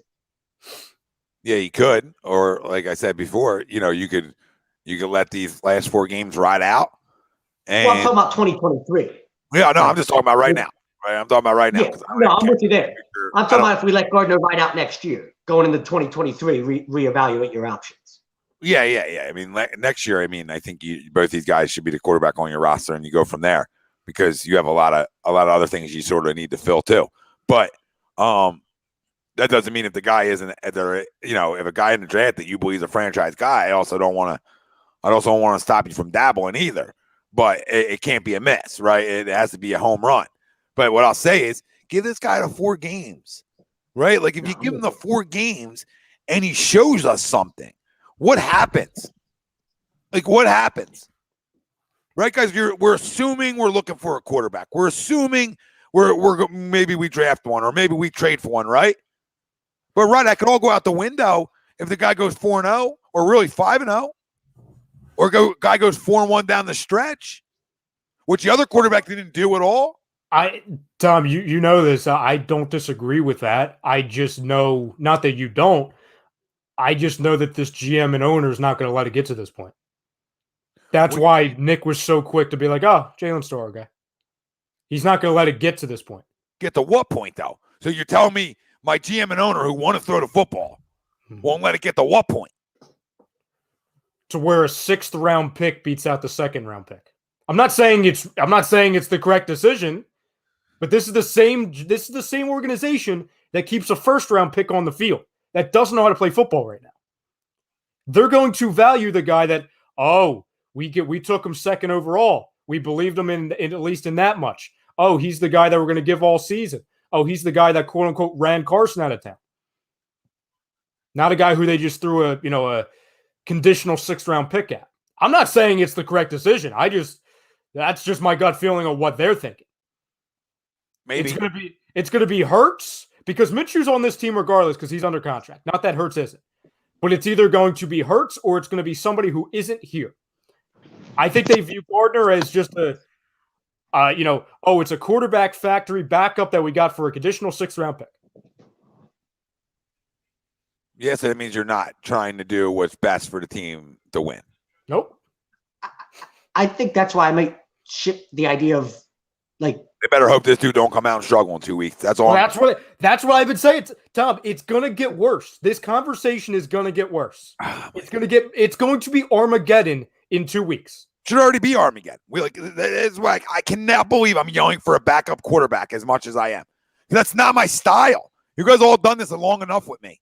You guys all have. This isn't my style. I had to reiterate this 100 times last night on who's talking. Right? Like, I'm not that fan. I'm not that guy that's like, I want to see what the backup has. Maybe he's got a little lightning in the bottle. No, this guy has fucking lightning in a bottle, though, and your starter isn't a starter. So you're not, like, replacing him with a backup. Like, everybody always wants the backup in Philly. No, I want the backup when he's better, when it's clear and decisive. This is clear and obvious evidence. If I'm a detective, all the evidence is in front of me. It's all in front of me. So do I want to go off of the evidence or do I want to continue to lie to myself because I like a kid? Think about that. People out there are lying to themselves because they like the kid, right? The greatest coach in college football history, and yes, I said history, all right, said, come on over here for a minute. You're not good enough. You're not fucking good enough. And he had freaking 27 gold jackets to throw the football to. He had 42 running backs that play at the next level. And he said, come in. I'm going to need you right here, buddy. I'm going to need you right here. And that guy won a lot of football games at Alabama. Talking about Jalen Hurts now. Won a lot of football games at Alabama, and he had no problem saying, you know what? The other guy runs the offense better. I'm going to need you to come over here for a minute. All right? Tom. Nothing's changed from that. Nothing's changed. The other guy is 1-0. 1-0 as a starter here. It's like maybe we have a guy and we don't even know we have it. Like we keep talking about who's going to be the guy next year. Who's going to be the guy, right? Maybe he's here. But you're never going to know that answer. The same thing we didn't know the answer with Jalen until you see a body of work here. We have a body of work on Jalen. Let's not act like we don't now. We have a legit body of work to judge this off of. All right? We don't have that with the other guy here. If he comes out against Washington in 2 weeks, Jalen, and replicates what he does against the Falcons. Then it's not a question. Like, I mean, obvious. I'm not an asshole. Like, I want to hit you with the Captain Obvious right now. Like, no shit. I'm not going to be barking and yelling. But he could do that, right? But there's a better chance he comes out and he's somewhere in the middle of that game and the Giants game, which is that really good enough? That's the problem. Oh. He's somewhere in the middle. Ever play at the level that he did in the Falcons game? I mean, the Falcons game, look how good great. The first game of the year, he played his best game of his career, and he's gotten worse every game since then. So like, what am I really supposed to think that? And that's kind of why I say, well, I disagree with you, Thomas, about going into like next season or both of them. I'm committing to one or the other and I feel like I'm committing to Gardner because I know at the very least, Jalen probably has this upside around the league where there's certain teams that might give me a fifth-round pick and a linebacker. I might take a fifth-round pick and a linebacker and say, fuck it. A third-round pick. Oh, we'll give you a third-round pick for the guy. Okay, well, great. I can now have two third-round picks, 3 first-round picks. There's ways to work on all those picks. You got a ton of picks, and you can kind of find a way to maybe, use those picks to improve your team in the offseason. But I don't see the point in riding with both of them at quarterback going into next year if I know one of them can help me improve my team. And I think Jalen might be able to help me improve my team in the offseason because there's organizations out there that at least think enough of him to say, hey, we want to see what he can do in our organization. Great. Then give me somebody that can make my team better. You can have him because I know he's not making my organization any better. And Tom, you know why I asked that question with Washington, because even if he does play well, there'll still be people out there saying, oh, well, the sample size is still too small. It's only one game. Well, no, I mean, listen, I talk about playing winning football, okay? Mm-hmm. All right, so when we came on 2 weeks ago, and people were like, well, you just praised him 2 weeks ago. I wouldn't necessarily call it that. I would say, okay, we're going to stop talking about what he doesn't do well and what he does do well. Okay, that's what I said. If you're winning games, people, and that's what Sweeps actually said. If you're winning games, I just reiterated. If you're winning games, we'll stop talking about what you don't do well. We'll start talking about what you do well. Yeah. And as quick as we said that, his worst performance in the biggest game to date came out. So we're just supposed to say he's young. It doesn't matter. Come on, guys. Come on. Because any other quarterback gets smoked for that performance. Any other quarterback in this league with a lot more pedigree, right, a lot more money tied to them, gets smoked in this city for that type of game. But he does it, and he's young. Just Jalen. It's Jalen. Give him time, guys. You're not giving enough time. And then I'll hear that it's only this amount of games, or only that amount of games, or it's only this, or it's only that. I'm fucking sick of hearing it. Because every week that goes by, that number gets bigger and bigger and bigger and bigger. Like this Nate guy, Tommy? He's not you act like he could play for 5 or 10 years? He's not playing in the league 5 or 10 years. First of all, why does that matter? Like after 5 years, I mean, hell, you're a veteran in 5 years. We know what the fuck. What are you talking about? It doesn't take you 5 years to turn into a franchise quarterback. You're either that from the beginning or you're fucking not at this point. And he's not. How good has Justin Herbert looked in this, like the same amount of time that fucking Jalen Hurts has had? Really fucking good, right? Like, this is just stupid to me. I hate arguments like that. That's why I said I'm just moving on. I can't stand people in the fan base that are going to do that. They just get, like, I don't need people that are on their knees with Jalen Hurts' cum dripping out the side of their mouth the same way they are on their knees at the Nick Foles statue outside the fucking link. I don't need it. I don't want it. Don't need it. It does nothing for me. Fuck it. Like I'm over it. Like it's just so silly that we're over here having this conversation. What else do you need to see from Jalen Hurts to sit here and make you make the decision that he's not the guy? I mean, how many more passes does he have to miss? How many more reads? Did any of y'all see the video in the Giants game where they were rolling the safety? The extra help safety over to DeVonta Smith's side of the field, literally, 90% of the time, the entire game, and Jalen Hurts never once exploited that to go. Hold on. One-on-one with Quez Watkins. Hold on. Shut the fuck up. You've got to make 2 snaps reads. He doesn't. So we know he doesn't. Rumpelstiltskin. Rumpelstiltskin, yeah. What up, Rumpel? Dude, this conversation is stupid. If Minshew was better, he'd be the starter. Minshew was traded from the sorriest team in the league. He couldn't beat out a rookie. Okay. Now he's a franchise guy. Okay. Nobody said that. Hold on. First off, your end of it, Uncle Rumpel, is wrong because nobody said he's a franchise guy. Nobody's got a crystal ball. We don't think he is, but we also don't know. But his numbers speak to maybe there's something missing here that we need to find out, right? Okay, now I'm going to go to the other part of it. He wasn't beaten out by a rookie or any rookie. First off, he's automatically beaten out the second they had the number 1 pick and they announced it's going to be fucking Trevor Lawrence. Okay? He lost that day. There was never a competition after that, honey. It was over. It was night-night. It could have been Zach Wilson drafted number 1. It could have been Justin Fields. It could have been Trey Lance for all I care. Okay? Mac Jones, any of them go 1, he lost his job. Done. Because when you have the number 1 pick, most time you're going quarterback.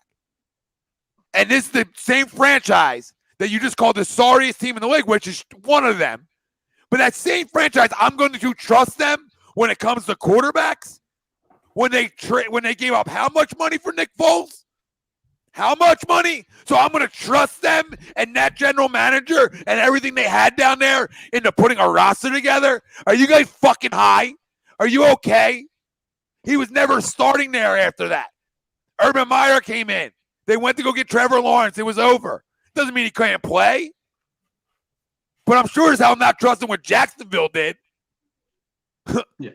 on determining if this guy can play or not. And don't tell me, oh, he's better he'd be playing.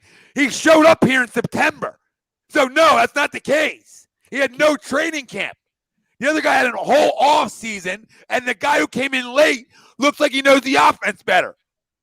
Riddle me that, motherfuckers. Riddle me that. Why, David? Y'all want to have a fucking agenda behind your bullshit, and I'm sitting here telling you that my eyes, they've lied to me at times, all right? But 95% of the time, these big fucking motherfuckers don't lie. And what just happened right here is I watch a guy with no one first-team reps, no offseason, no chemistry, a new offense, say, hey, hold my beer for a minute. I'm going to go run it better than the other guy. If you didn't see that, then you can't listen. Jalen's sitting on your face, then, baby. That's all I can tell you. He's sitting there, you're licking the grundle. Okay, if you didn't see that yesterday, and you can tell me, that's crowning Gardner Minshew. No, I said it yesterday on Agree to Disagree. The one guy's so egregious in the pocket, the other guy looks like Joe Montana. That's what happened. I ain't crowning nobody. It's easy to look better than that. Tom, it's easy to 120 yards in a whole fucking game. Shut the fuck up. What is this? What is this? Freaking Pee-wee? Where we don't even throw with the quarterback? We just have all these like misdirections and shit? Knock it off. You throw to win in this league. These people that try to tell you, Jalen's not as inaccurate as we say he is, or like when we say Jalen scrambles out of clean pockets and he doesn't go through his progressions the way he should, and he's not on time with timing routes the way that he should be, and throws are late when good quarterbacks or even average quarterbacks like Gardner Minshew are on time. And they tell you, oh, no, that's not true. You're full of shit. It drives you crazy, doesn't it? Because our eyes have told us this entire time, from the moment he started playing last year till now, all those things are true about Jalen Hurts. All of them. Hold on, couple things. Are you talking about me, Benny, assigning motive? Or the people out there that I've been called a hater from the day one I've had a criticism of the one quarterback? What's the motive, Benny? So who's the motive? What's the motive? I'm not assigning motive. The motive got assigned to me, Benny. It got assigned to me. I was the hater. I didn't like Jalen for some reason. I was supposedly the agenda. That's what it got tossed to me. So now because I label everybody else that can't see one guy run an offense better as common sense, now I'm assigning motive? No, I'm telling you, Benny, if you didn't watch that yesterday and didn't leave that game saying, for a fucking minute, Benny, if you didn't walk away from your screen at 4:05 yesterday and say to yourself, oh shit, you look pretty good, then I can't help you. Then that is assigning motive then. Then I can't help you because you're all fucking idiots. The people with the agenda. But if you can't see that, or any of you out there, then you're all outlandish. These are the people I'm talking about, Tom. See, right on cue. Benny jumps in right on cue. The people I'm talking about, where they claim that we have the agenda when really they have the agenda. I don't know what agenda you're talking about. I'm just trusting my eyes. And my eyes tell me Jalen Hurts stinks. I don't need to see any more of him. And I'm tired of watching what he was. So therefore, it is what it is. Let's ride Gardner Minshew out the rest of the year. And instead, apparently we have an agenda. Because of Jalen Hurts, by the way. They didn't draft DeVonta Smith because of Jalen Hurts, and they didn't trade Carson Wentz because of Jalen Hurts. They didn't draft him to replace him. This is what you're all missing. How about Jalen Reagor playing more snaps than DeVonta Smith yesterday? What the hell? Did anybody else see that? Jalen Reagor played 68% of the snaps. DeVonta Smith played 64% of the snaps. I nearly lost my mind and threw my fucking beer on the floor when I saw it. And I'm an alcoholic. I don't waste beer. What the hell are we talking about? I nearly spit it out, onto the floor when I saw it. How is Jalen Reagor playing 68% of the snaps and DeVonta Smith's playing 64%? What are we talking about here? This is nonsense. I just, my question again, it goes back to what I said earlier. People saying, oh, well, Jalen deserves to be the starter going into next season. Where does that deserved status come into play? 2, is it just because he's a good guy? Is it just because, nobody said he's a bad guy, right? We love the competitor. We love the leadership, all that. But damn it. We've ran so many good players, so many good quarterbacks. I'm not talking about 11 because he ran himself out of town. So I'm not even talking about him.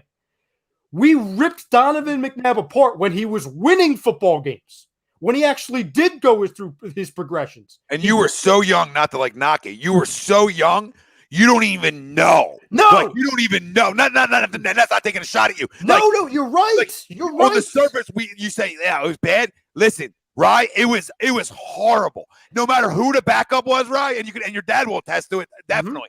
And then continue. We always wanted the not we. I gotta say we. No, the fan base. Yeah, the fan base. I wasn't even a huge Donovan guy, and I'll be the first to admit that a lot of the criticism that came his way was very over the top, outrageous, and unfair. I always thought the things I said about Donovan were fair, but there was a lot of things in this city, from this fan base, from the media here in this city.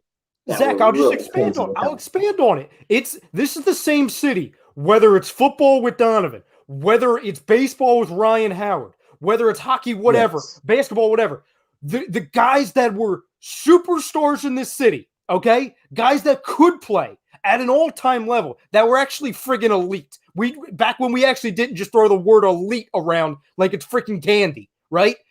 This is the same city that after they won games and carried ball clubs, we would still spend hours of our time, not us, but the fan base, ripping those same players apart. Now it's gotten to the point where, because he's a good guy and because we're afraid to get heartbroken to go with another quarterback, we're going to compare him to Lamar Jackson? And we're going to do all this? I think the Ryan Howard comparison is a good comparison. Yes, he's one of the best. From 1996, when I was born, to freaking now, Ryan Howard is one of the most dominant athletes the city has ever seen in my lifetime. Well, forget about this city. Forget about this city, Ryan. Right? He had a 4-year stretch where he joined a conversation where there was only 3 other guys in baseball history that hit more than 45 home runs and had more than 130 RBIs in 4 straight years. The 4 people in that conversation are Babe Ruth, Ryan Howard, Sammy Sosa, and I believe Barry Bonds was the other.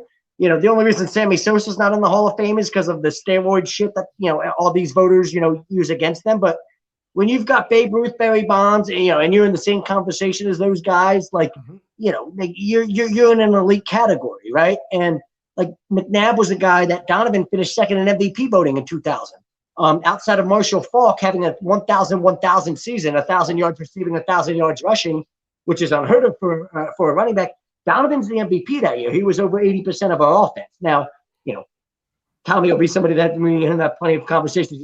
How I feel about Donovan after that, but it doesn't take away from what Donovan was for a period of time there early in his career, from 2000 to after he broke his leg. He was our offense, and then we tried. We got him help after that because we realized we needed elite receivers and things like that. But he was our entire offense for a 3-year stretch. How many guys can you say that about at the quarterback position? I just don't know what happened to this city. I can go on for, for a friggin' hour talking about all the examples in the past of guys that have done far more and have so many more traits that can say, oh, they can carry a team or they can be that guy. And again, I understand that Jalen Hurts, he's had 16, 17 games, but I don't understand why all of a sudden we're going to go so far to defend a guy that he's just not good enough. And that's okay. He was never supposed to be a starter yet. He's the only reason why he's a starter, and this isn't me or Tom or Zach or any of us saying this now. We said it on draft night. We said it before this season. He was drafted as an insurance policy, and Mr. 11 took his ball and went to Indianapolis. He was Can you blame Carson? No, hold on. Can you blame Carson? If you're Carson and you're sitting in that quarterback room and you know this is what Jalen is, and you know that the organization's committing to that guy, I mean, I get it's not a good look, but if I'm Carson, I'm doing the same thing for my career. I got to get the hell out of here and go somewhere where I can at least start, because they're committing to a guy that I know isn't any good. I understand. It's not better than me. I understand what you're saying, Zach, but to me, I think the fact that this guy turtled up and completely hid from everything, including the competition, as soon as stuff got difficult. Dude, I feel you. Yeah, like, is that not how the league works, though? No, but we can't also. I'm not saying you're saying this, but he. Stop you both. Not doing this. I did this for a year. Not doing this argument. It's silly. I mean, you're right. Back to the regular scheduled program. Not doing it. He doesn't deserve to get brought up here. Right? He take his ball, went home. They didn't ran from competition. Any way you want to say, or want to say, hey, I don't blame him. I don't give a rat's ass anymore because he ain't here. But is it not relevant to the same conversation we're having now? I'm gonna stop you guys from giving yourselves a headache, because there's nothing to even debate on what the reason is. He's not here anymore, and if that's his doing or the organization, I don't know, right? But I was a big Carson supporter, but the way he left, it didn't look good. Okay, sure. But my point is, but the point I was trying to make, Tom, was, is it not similar to what we're talking about now? Like, you're almost seeing the same dynamic with the front office and everything. This same conversation we were having last year, Carson and Jalen. Now you're doing the same with Jalen and Gardner. It's like we have this dynamic, and obviously Jeffrey Lurie and Howie Roseman don't help this fucking dynamic, but we do this, it seems like every year now. We've done it since Nick Foles came in and won a Super Bowl, where it's every single year we're going to have this dynamic where we're going to talk about what direction we're going with the quarterback, who's the better option, who did what, who's to blame more for each other. And it's silly. You're right. It's fucking silly to do that. But I think part of the reason why it was brought up is because you're kind of seeing the same dynamic now. Why did everything happen with Carson last year? Well, the same reason why we're now having the same conversation with Jalen and Gardner now, because you're in a position where one guy wasn't playing well enough. You want to see what the other guy can do. And now you're just kind of at a position where you're like, I've moved on. We were at this position last year with Carson. He stunk it up enough. Let's see what Jalen can do, just for the sake of, let's see what it is. Even if Jalen stinks, who cares? We had gotten to the point where we had seen enough. Is that not where we're at with Jalen? Let's move on with Gardner, because we've seen enough of what Jalen is at this point. And Yundas, you're correct. And that's why, again, like I said earlier, everyone talking about like how they're so shocked that it's a storyline. It's Philadelphia. We've always done this. This is like the 9th time in the last 7 years we've done this. Forget about 7 years. Tom will tell you about this shit going back all the way to when he was a fucking kid. It's always been this way. Oh, I'm just talking about in this regime with the Howie Roseman. I mean, even when Rodney Pete replaced Randall Cunningham. You remember when that happened, Tommy? You know, you were a teenager as that shit happened. You remember that dynamic very, very well. Is it not like something that for whatever reason we can't help ourselves with in this city, and for whatever reason when it comes to the Eagles, it's something that, I mean, you could make an argument that Randall Cunningham was the best quarterback we had ever had, and there was still that dynamic where, people wanted Rodney Pete to take over. And then if you make the argument that Donovan was the best quarterback we ever had, there was people that wanted Kevin Cobb to have his chance, even though Donovan was still, why would you do that? Like Kevin Cobb, seriously, stop it. This is just a ridiculous conversation, but it happened. And you'll remember that better than even me and Ryan can, Tom. Umberto, yeah, I do think that he gave guys like Gainwell and Quez and Goddard better chance because he actually looked their way. He looked their way. They were open, and guess what? He went to them. I couldn't see that with Jalen for the most part. Times, sure, he did it. Went to him. When they were in the third, fourth progression, no. Again, that comes with a guy. He's not the only quarterback to do that, to where one look run, but again, it's a preference. And if my preference is wrong, if our preference is wrong, I would rather go with a guy that actually goes through progressions instead of, oh, okay, my first guy isn't wide the hell open, I'm going to run. Here's my better question for Tom. Here's my better question for Tom, who's seen all these quarterback controversies. What does this one remind you the most of? Gardner Minshew and Jalen Hurts. Like, what is this the Rodney Pete Bobby Hoying? Is this, like what does this remind you the most of? Because we've had a lot of them in this city.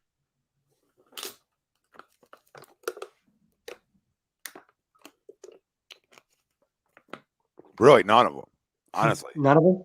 Because there are all these other guys you're talking about that, it was well documented that, they were the franchise guy. I mean, you can only probably make a case for the short period of time, maybe like Vic was here and if Cobb was here for a minute with Vic, I don't know. I don't remember, but like none of us ever really thought Cobb was the guy, sort of thing. Yeah, but I mean, this is the only time where you're talking about like you have two right? And you don't, but the funny thing now is what you can see is now that you don't have that guy, the organization doesn't want a controversy. Okay. So you don't have a guy, but you're going to avoid the controversy. There's no controversy in playing the better guy. There's no controversy with that. That's what everybody's missing. There's no controversy with playing a better guy and go and winning. Like nobody said that Jalen Hurts was benched on Sunday. He wasn't 100% healthy, but guess what? You can lose your job that way. Like if he was lighting the world up prior to this week, then you can't lose your job that way. But I'll continue to go back to what I'm watching right now, which is Man in the Arena, because I'm enjoying it. So I'll circle back to something I'm watching. Like a guy lost his job because of injury. And they were paying $100 million. So that's the greatest coach. I'm not comparing the situation. I'm saying the greatest coach of all time said, I'm going to do what's best for my football team. Not what's best for feelings. Not what's best for any of the rest. What's best for my football team. To win tomorrow, right? To win tomorrow is what's best. Drew Bledsoe's the closest thing that we've ever seen to a franchise quarterback that's irreplaceable that ended up being replaced, right? He's the closest thing that, that guy's a franchise guy. The guy behind you can play. And then he wasn't.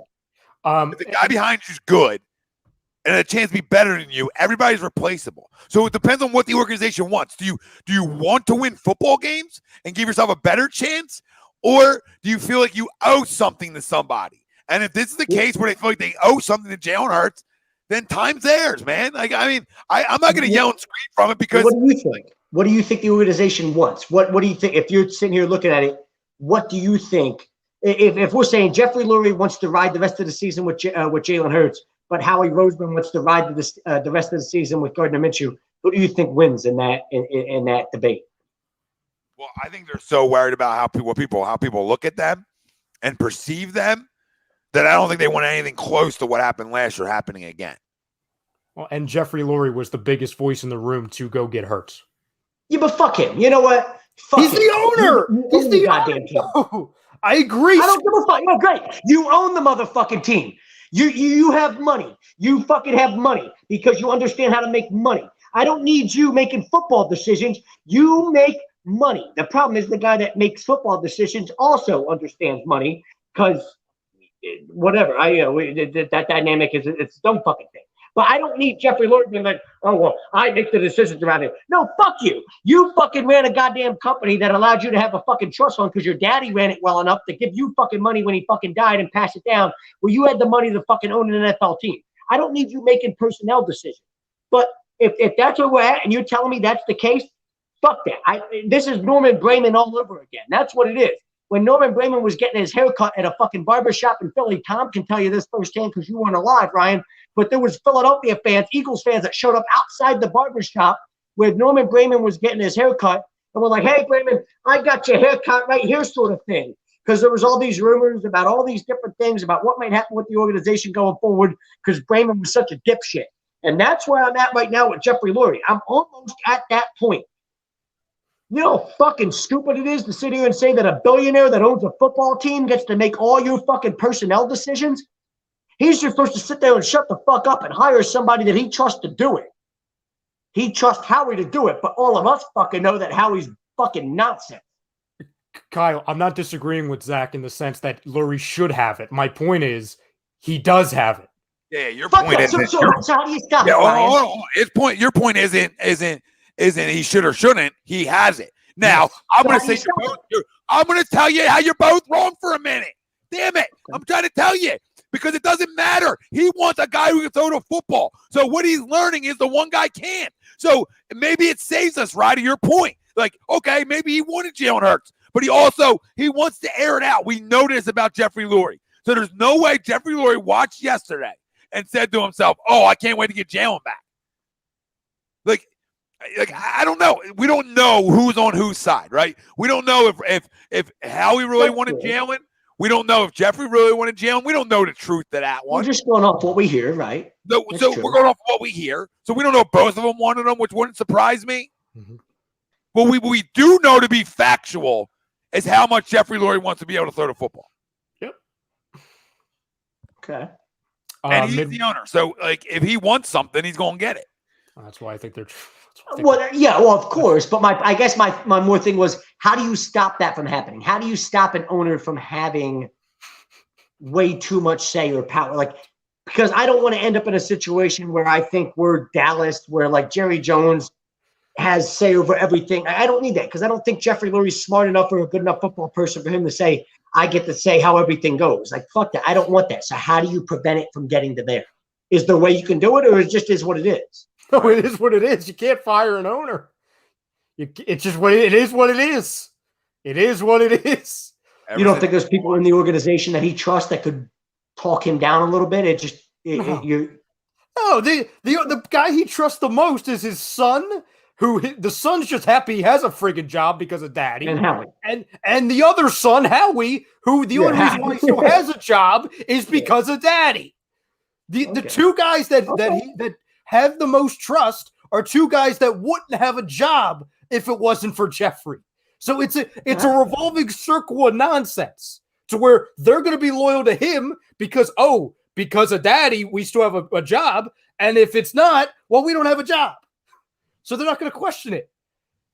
You know what I'm saying? It sucks. But that's a problem, right? Because you don't have anybody that's in this organization. Like, I feel like at least when Joe Banner was here and he was Howie's when he was Jeffrey Lurie's right-hand man, you at least had somebody that you felt like could talk Jeffrey Lurie off that fucking stupid ledge that he was on. But that's not the case anymore because Howie's a weasel.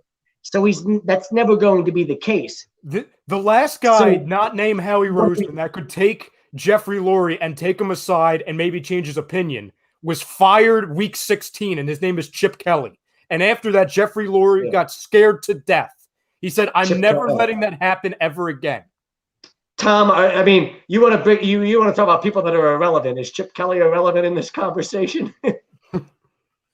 Yeah, he was the only guy to, I guess, get through to him, or maybe Joe Banner or Andy back in the day. But once he won, he felt like he was, he became the smartest guy. Mm-hmm. You're right. You're 100% spot on there. Yeah. Midwest Eagles winning fan that Super Bowl super chat saying Hurts rushing 10 times a game for what? Gardner showed us our line can keep a clean pocket. Jalen looking for a reason to run because he's scared to rip it. And that's true. There's no lies there. That's the problem. And that's what we're all seeing. And, that's why I think if you're asking me what I would do, I would start Gardner Minshew against the Washington football team. But if you're asking me what I think this organization is going to do, they're going to go back to Jalen Hurts because they don't want what happened last year to happen again. They don't want all the extra surrounding it. And they're going to go back to it and praise Gardner and say how great of a backup he was and stepping in. And I would even venture to guess that Jalen Hurts could throw 3 picks in the first half against Washington and still finish that game. 100%. And I hate saying that. I know exactly. I'll go a step scared. further than you. They're scared. I'll go a step further than you. I know if that happens, I know exactly what the coach is saying. Because again, he's given lines. He's probably got a freaking earpiece in there. It wouldn't shock me with this organization. Yeah, he does. Oh, we wanted to see how he stuck in there. We wanted to see the toughness. We wanted to see him grind through it. Because he's shown in the past that he can grind through it. Bull. What's your guys' predictions on him? Do you think he comes out, and do you think he has a response and almost not the sit down, but watching from a different spot helps him and does some wonders for him, or do you think he comes out and struggles? I think we lose like a 21-14 ball game. I'm not saying he throws 3 picks, but I don't see us coming out flying on offense. You got to throw against Washington. They've won 4 straight.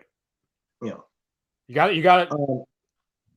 Yeah, I don't see flashiness coming, and I hope I'm dead wrong.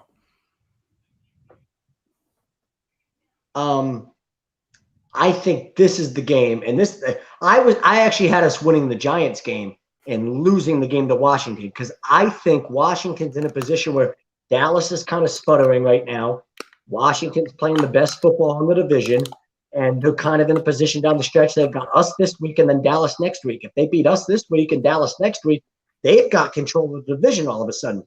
And they're just a hot football team. And they scare me a little bit with the idea of when you saw what they did to us last year, Jalen Hurts included, I mean, Jalen Hurts better prove to me he can bounce back in this game and do something, or else I'm not going to believe it. Like, I'm not going to go out there and bet money on the idea that Jalen Hurts can bounce back and have some great performance. If anything, I see this being more of, we struggle offensively.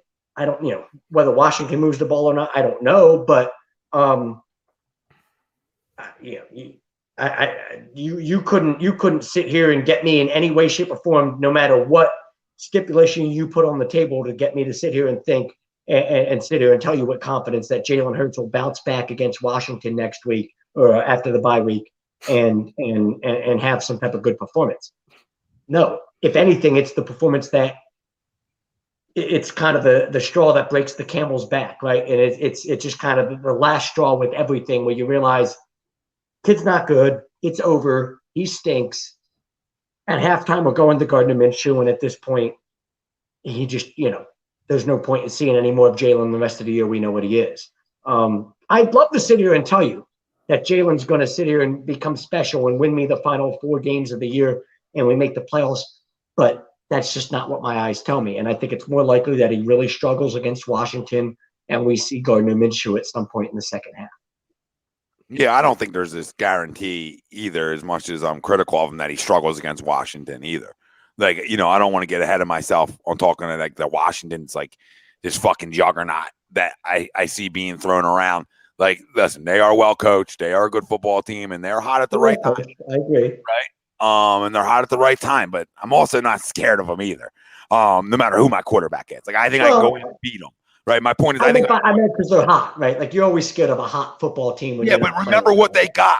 They got their rival, their big rival next week, the week before they play us. So I look at that as like, maybe a little letdown, especially if they win that football game, right? So I just look at it like, listen, I think they're extremely well coached. I think they're tough. I think they're good.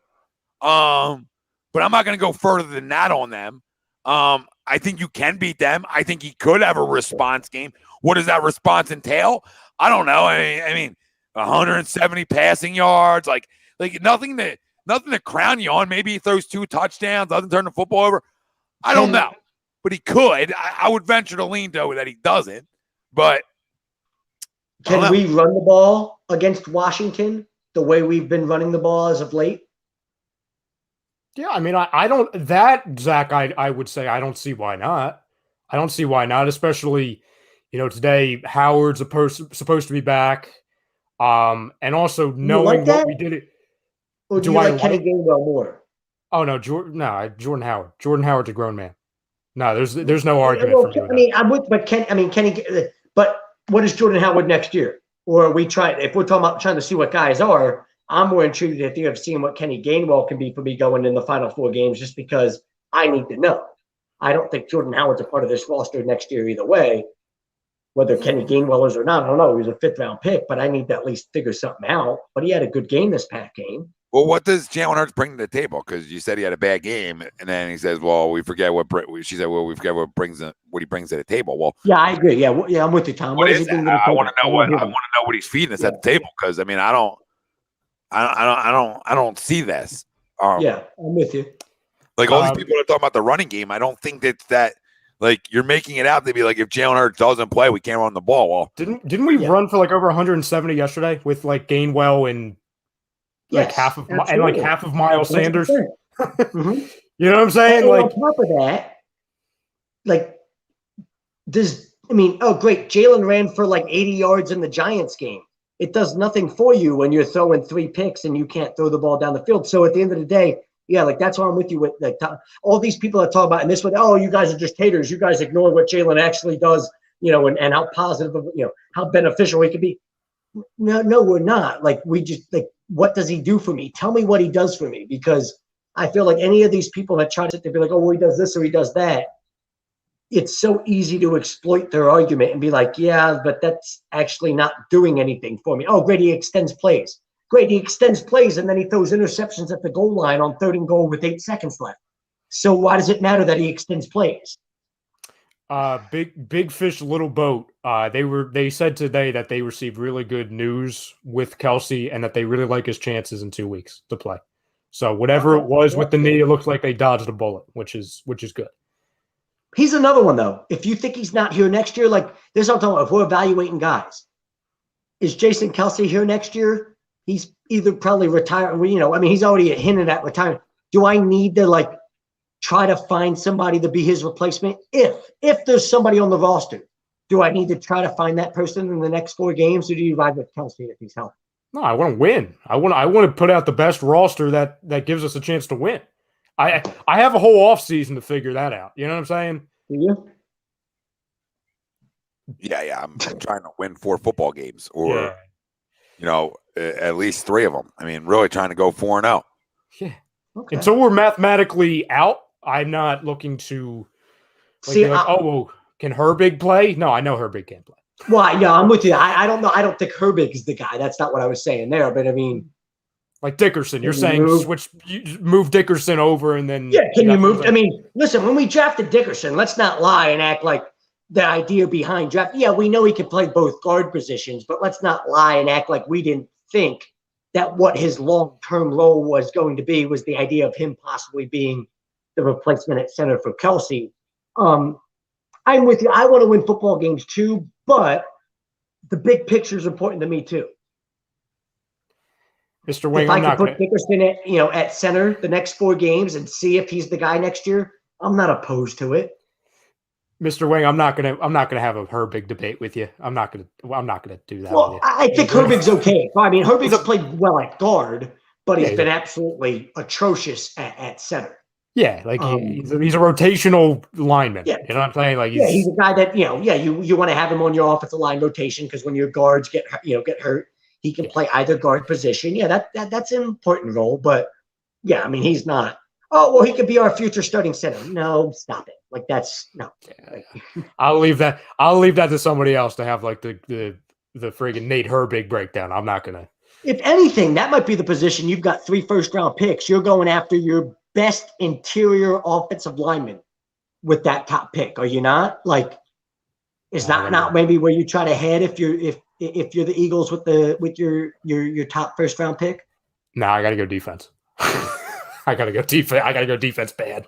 Well, I would love to go linebacker, but let's be honest. The idea of Howie taking a linebacker is the idea of me making $1 million tomorrow betting on sports. It's probably Tom. I know you cringe every time like somebody brings up drafts, like when the season's still going on. But like to Zach's question, like I'm almost at the point now where like I might have to go edge as like my top priority. Just because, like, and I know Josh, he's not taking a linebacker, right? He's not taking a linebacker. No, like I'm not even there. Like I don't even think that's gonna happen ever. You know what I'm saying? Like maybe second rounds, maybe. If Jordan Davis is there from Georgia, I take him with my top first round pick. If the top edge rusher's there, Akwobo, whatever his fucking name is from Michigan, I think about it. I mean, there's guys there defensively I look at. Ojabo. Ojabo, yeah, exactly. Yeah, from Michigan. Yeah, there's edge rushers. There's defensive guys you look at, but we're all going to sit here and be like, oh, I like this guy as linebacker, just like we did last year with Michael Parsons. And oh man, how good would Michael Parsons look in this fucking defense right fucking now? He might be he would easily be the defensive rookie of the year. But we just don't value linebackers in that way. So it's a pipe dream until that changes, sort of thing. Let me see here. Tom, where you go? What's your pick? Even if it is a linebacker, what's your pick? What's your top choice in the draft next year? I don't know what he's going to say. You got a top 10 pick. Who are you going with? I don't even know. Tom, just say a win in 2 weeks against Washington, because I know that's where your head's at. Yeah, I'm not even here. People have been here all year. I'm just not at the pick game. I like to win and worry about the picks later. But I said last night, I you win up front. So, well, the Dolphins pick's probably our best pick, right? So you could use that one to get help. I don't know. They have a worse pick than us. We have the top pick right now. Do we really? Yeah, because the Dolphins have won 6 straight. Yeah. I would say. I would say probably somewhere on the defensive front. If you had a gun to my head. If the Davis kid from Georgia's there at like 11 or 8 or something like that, and we're drafting, you take him? Yeah, I take Jordan Davis. I'm just gonna take who. Honestly, I'm not in the position of like positions. I'm not trying to be a. You want BAP? You but want like BPA? really, we're in a position of getting the best player. Like I don't care what position he plays. Like outside of quarterback, I'm in a position of like, who's the best on the board? Is that a corner? Okay, that's where I'm going. If that's a safety, cool, that's where I'm going. If that's an interior lineman, then that's where I'm going. Right? So I think it's a wide receiver like Chris Olave or one of those guys from Ohio State. Say it's are you taking a top receiver to have a number 2 option, or what are you doing there? Say it's a running back. Say the best player on your board at with your first round pick is a running back. Are you pulling the trigger? Yeah, if that's the best player, yeah. Okay. I pulled the trigger on the best player. I'm trying to get better. I got 3 first, so it's not like I'm just taking one. I got more to go to. I got more holes to fill. So how do you guys feel? And I'm not saying the top first round pick, but we have 3 first round picks. This idea, I don't want to sign Miles Sanders to an extension, but you saw where a team like the Steelers were able to get Najee Harris last year in the draft. If you can get like a ball control running back like that, a guy that can carry the ball 25 times a game for you, and you can combine him with Kenny Gainwell and everything else that we have with this offense running the football right now, is that not a really intriguing pick at 15, 18, 20, 22, somewhere like that in the first round? To Tom's point, if he's the best player available by far, I do it. But like, unless you have like a Derrick Henry or one of these elite top running backs, I've never been a believer of like, oh, we need a bell cow per se. Like, I'm very much fine with bringing back Jordan Howard, obviously you're going to have Gainwell, and like picking up another guy that does something different. That's more of a home run hitter to kind of complement the Gainwell in the passing game and the Howard, power running type thing. What if we're talking about the kid from Michigan State in like the 2nd or 3rd round? Because the kid from Michigan State, they give him like a 2nd or 3rd round grade. I mean, I feel like I would love the idea of that kid in the 2nd round. Haskins from Michigan, or the Henderson kid from Ohio State.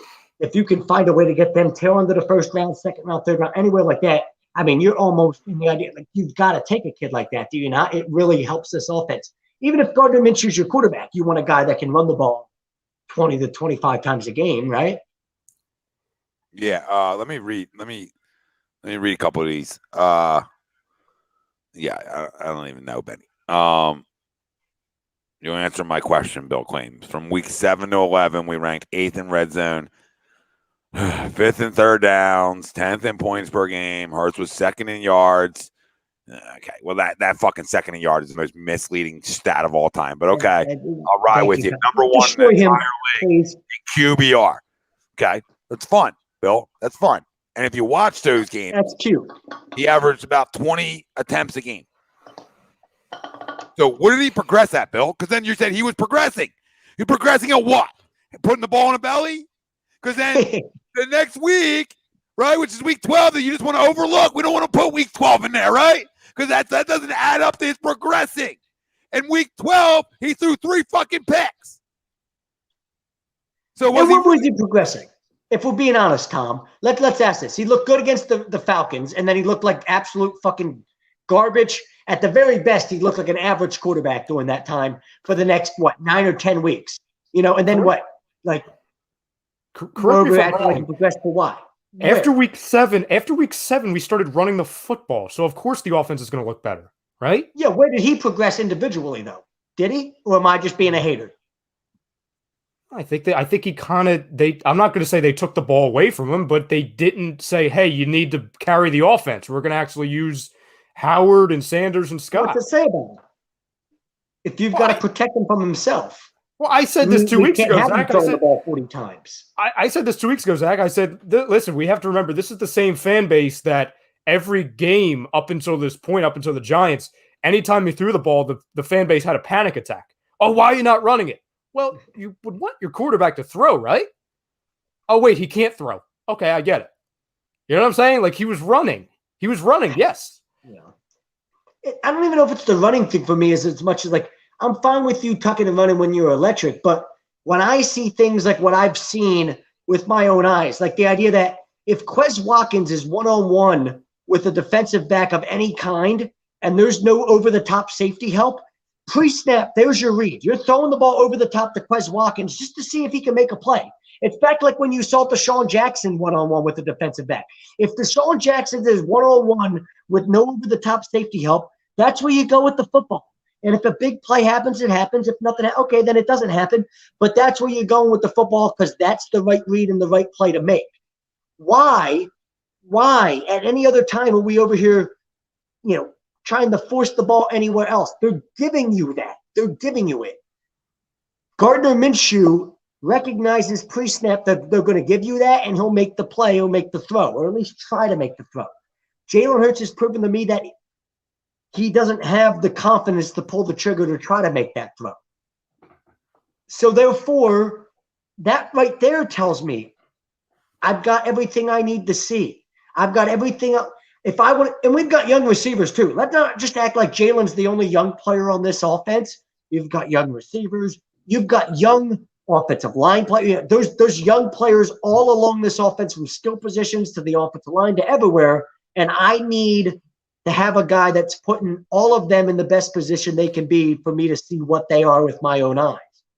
And if Jalen's coming off his first read and immediately running with the football, that doesn't tell me what any of these young offensive linemen can be either.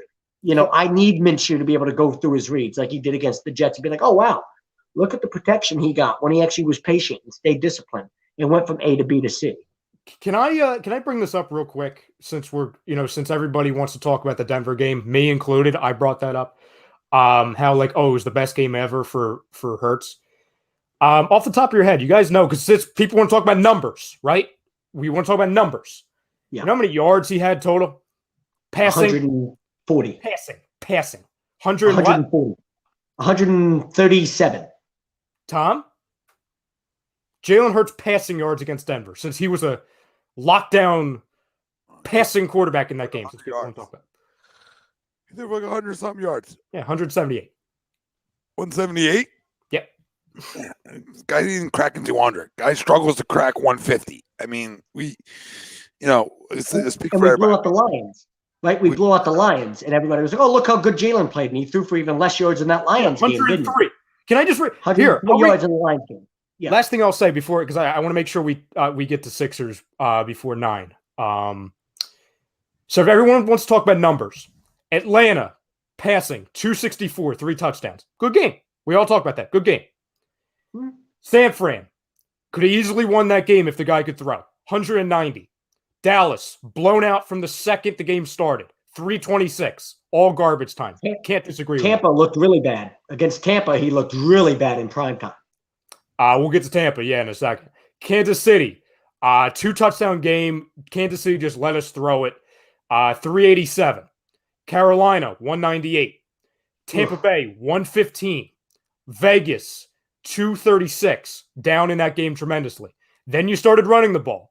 103 against Detroit, 162 against Chargers, 178 against Denver, 147 against New Orleans, 129 against the Giants.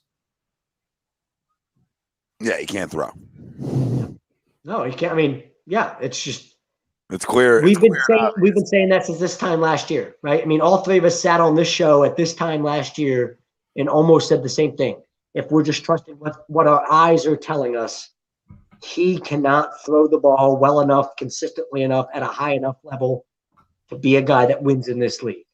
And it looks like that's the case. Our eyes, once again, haven't lied to us. And Mr. Wing, I understand you're going to have like an excuse for everything. I get it. You're a Hurts guy, and that's fine. You have every right to be. That's fine. That's fine. But like, I brought it up, and Philly Talk Podcast also says it, like 16 of 23, 178, all in the first half. I understand. Listen, we all saw the game, but everybody that was under the friggin' sun in this chat, seems like today, wanted to talk about, that game, he was an unbelievable passer. We could talk about why he was in the first half and everything. 178 yards. So if we're going to talk stats to help him, we have to be fair. I'm not, if you want to say, I'm being jaded or I'm being lap-sided, all I did was read the freaking stats, ladies and gentlemen. That's all I did. So if that makes me a hater or if I'm not being, correct with it, blame the freaking numbers. Because all I did, I just read the script. That's all I did. I just read a freaking script. If I'm asking you both an honest question, right, and you say, at any point since Jalen Hurts became our quarterback last year to this year, has there been a time at any point where he made a throw that made you go, wow? I can't think of a single time. Probably, yeah, but not a lot. I'm not going to just say no, but probably. But not up Was there. Was there ever a throw that made you go, wow, that's... Yeah. No, there hasn't been. When I watch Justin Herbert play, I go, that's a franchise quarterback throw. That's an elite quarterback making that throw. I've never seen Jalen Hurts make a throw like that. There hasn't been that, but he is an NFL quarterback, so he'll have his times where he makes like good throws where you're like, okay.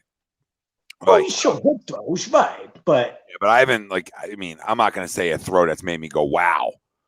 You know what I mean? Or been like, this is the guy because of that throw, right? But I also don't want to say he hasn't made some good throws either. Not many. Well, he'll make some good throws, sure. He better make some good throws, right?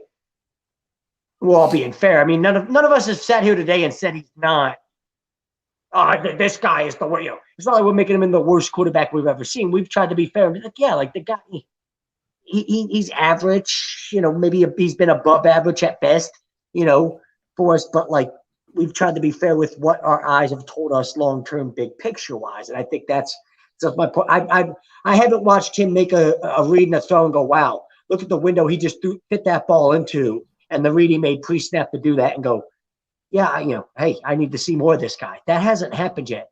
I think there was a couple throws yesterday that Gardner Minshew made that made me go, you know what? That was really good anticipation. That was really good timing. I need to see more of that sort of thing. Is that fair? It's all fair when it comes to this guy. It's all fair. All right, boys, finish the last 15 minutes. I got to run, but okay. Stay tuned for the Flight Zone. Zach, it was a pleasure. Family, it was a pleasure. Continue this funness. Zach, if it's okay with you, can we talk Sixers for the remaining 15? Dude, you run the show, bro. I follow your lead. Listen. I mean, it's not me. I know. I'm sorry. So we obviously later, Tom. And fam, if you have any questions regarding the Sixers for the remaining 15, I mean, we're up. All right, missed 3 by Charlotte there, so we're up by 4 points entering the fourth quarter. See, this is why I didn't bet on this game, Ryan, because the Sixers were like minus 300 favorites, and it scared me a little bit with how well Charlotte's been playing. I figured it would be a close game, but it was weird to me that Vegas thought we were this they had us as this comfortable of a favorite to go win. You said how much time's left? We're gonna have an entire fourth quarter coming up. We've got the final play here. Did he just beat the friggin' buzzer? Okay, so now it's a 2-point game in the going into the fourth quarter. So it's a coin flip almost. Yang says Philly has a problem. Ben Simmons can't shoot. Hurts can't throw. Yeah, it's yeah, that's it. Yeah, hey, could they switch roles and actually be better if they switched roles? Like, could Jalen Hurts be a better point guard and Ben Simmons be a better quarterback? Guess what? I'll tell you this: Jalen Hurts at least shows up for work. I know the other guy's not showing up for work. We at least know Jalen will work hard at being a good point guard, right? Like we know Ben would work hard at being a good quarterback. Philly Talk Podcast. You're absolutely right. He says, love the debate, guys. Not many people can have them without getting in their feelings. Now, at the end of the day, like, we're all passionate about it, whether we're on the side of him or not. But I think we can all agree on it. And by the way, fam, check out Philly Talk Podcast. He does a lot of good stuff over there on YouTube. We want him to be good so bad because it's like the easiest situation we have. I think we want to have an offseason where we're not talking about the damn quarterback for once. I mean, it's going to happen because it's Philadelphia. But, like, damn, the Giants loss hurts so much. And I don't think any of us will be happier if he comes out and slings it against Washington. Because 1, you beat a team. 2, you won a game. 3, you finally won a divisional game. And 4, that's a big game as far as playoffs, regardless of if we think they're going to make damage or not. I'll tell you this. People talk about how bad the NFC East is. Both the Vikings and Niners lost yesterday. And all of a sudden, both the Niners and Washington no-names are 6-6. And Washington's in a position where if they beat us coming out of the bye, they're in a very good position to forget about the division, but they take control of that second wild card spot. Oh, yeah, they're firmly in control. They're firmly. Right, you know what I'm saying? Yeah. So, like, it's one of these things where people are like, we'll beat Washington. Like, I don't know about like Washington's a good football team.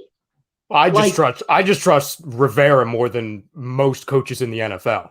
You know what I'm saying? I just trust him. Sean McDermott's very, very listen, and Ryan, you'll remember this because you were one of the people that was here with me at A2D when we were going through the whole process of hiring Doug Peterson. Mm-hmm. That offseason, when we were hiring Doug Peterson, Sean McDermott was the top assistant for Ron Rivera's Panthers team that went to the Super Bowl. And you'll remember me being on the air quite often pushing for the idea of, hey, Sean McDermott's a guy that comes from the Philly coaching tree. Comes from that Andy Reid, coaching tree. A guy that Jeffrey Lurie, as loyal as he is, would love the idea of, hey, a guy I'm familiar with, loyalty, yada, yada. And if you're telling me that Chip Kelly or Doug Peterson long-term was a better hire than what Sean McDermott's become in Buffalo, you're smoking crack. You really are. Like, if we hire Sean McDermott in 2016, the year we hired Doug Peterson, we're probably still a team that's competing every year in the playoffs trying to make Super Bowl runs. That's how solid we would have been. It's not an unfair fucking conversation to have. Yeah, that's fair. Real quick on this Ben Simmons thing, fam. So if anyone didn't know, I missed it, ladies and gentlemen, but you got a report from Shams Charania saying, oh, Damien Lillard wants to play with Ben Simmons. You didn't see that? Half the fan base. No, I did. I just don't know how some of the fan base did. If anyone's out there who did. And half the fan base read that and they thought, oh my God, that means he wants to play with Ben Simmons in Philly. No, stop. Because that means you have to send like Tobias and some guys over for Damian Lillard, and they're not doing that. So obviously it comes out, okay, do we want CJ McCollum? Do the Sixers want CJ McCollum? Would they do it? And then all of a sudden this phantom trade rumor comes out that it would be McCollum, Anthony Simons, and a future first for Ben Simmons. Right. I'm guessing you would do that, Zach, because I think you, like me, like all of us, we just want to be done with this Ben Simmons stuff, and we think McCollum is way better than anything we could probably get at the moment. You could give me CJ McCollum in a first-round pick. I don't even think I need the young player, but obviously I'm not going to complain about that side of it. This is what people don't say, and everybody in Philly, that's always about, this and that. CJ McCollum's a kid that went to Lehigh, right? Played at Lehigh. If you're talking about anybody that this fan base will rally around, they fucking love kids like this. They love a fucking a dude that played at a local school. They don't care how much he sucks, even if he sucks more, even if he sucks so much donkey balls that he's your third string point guard.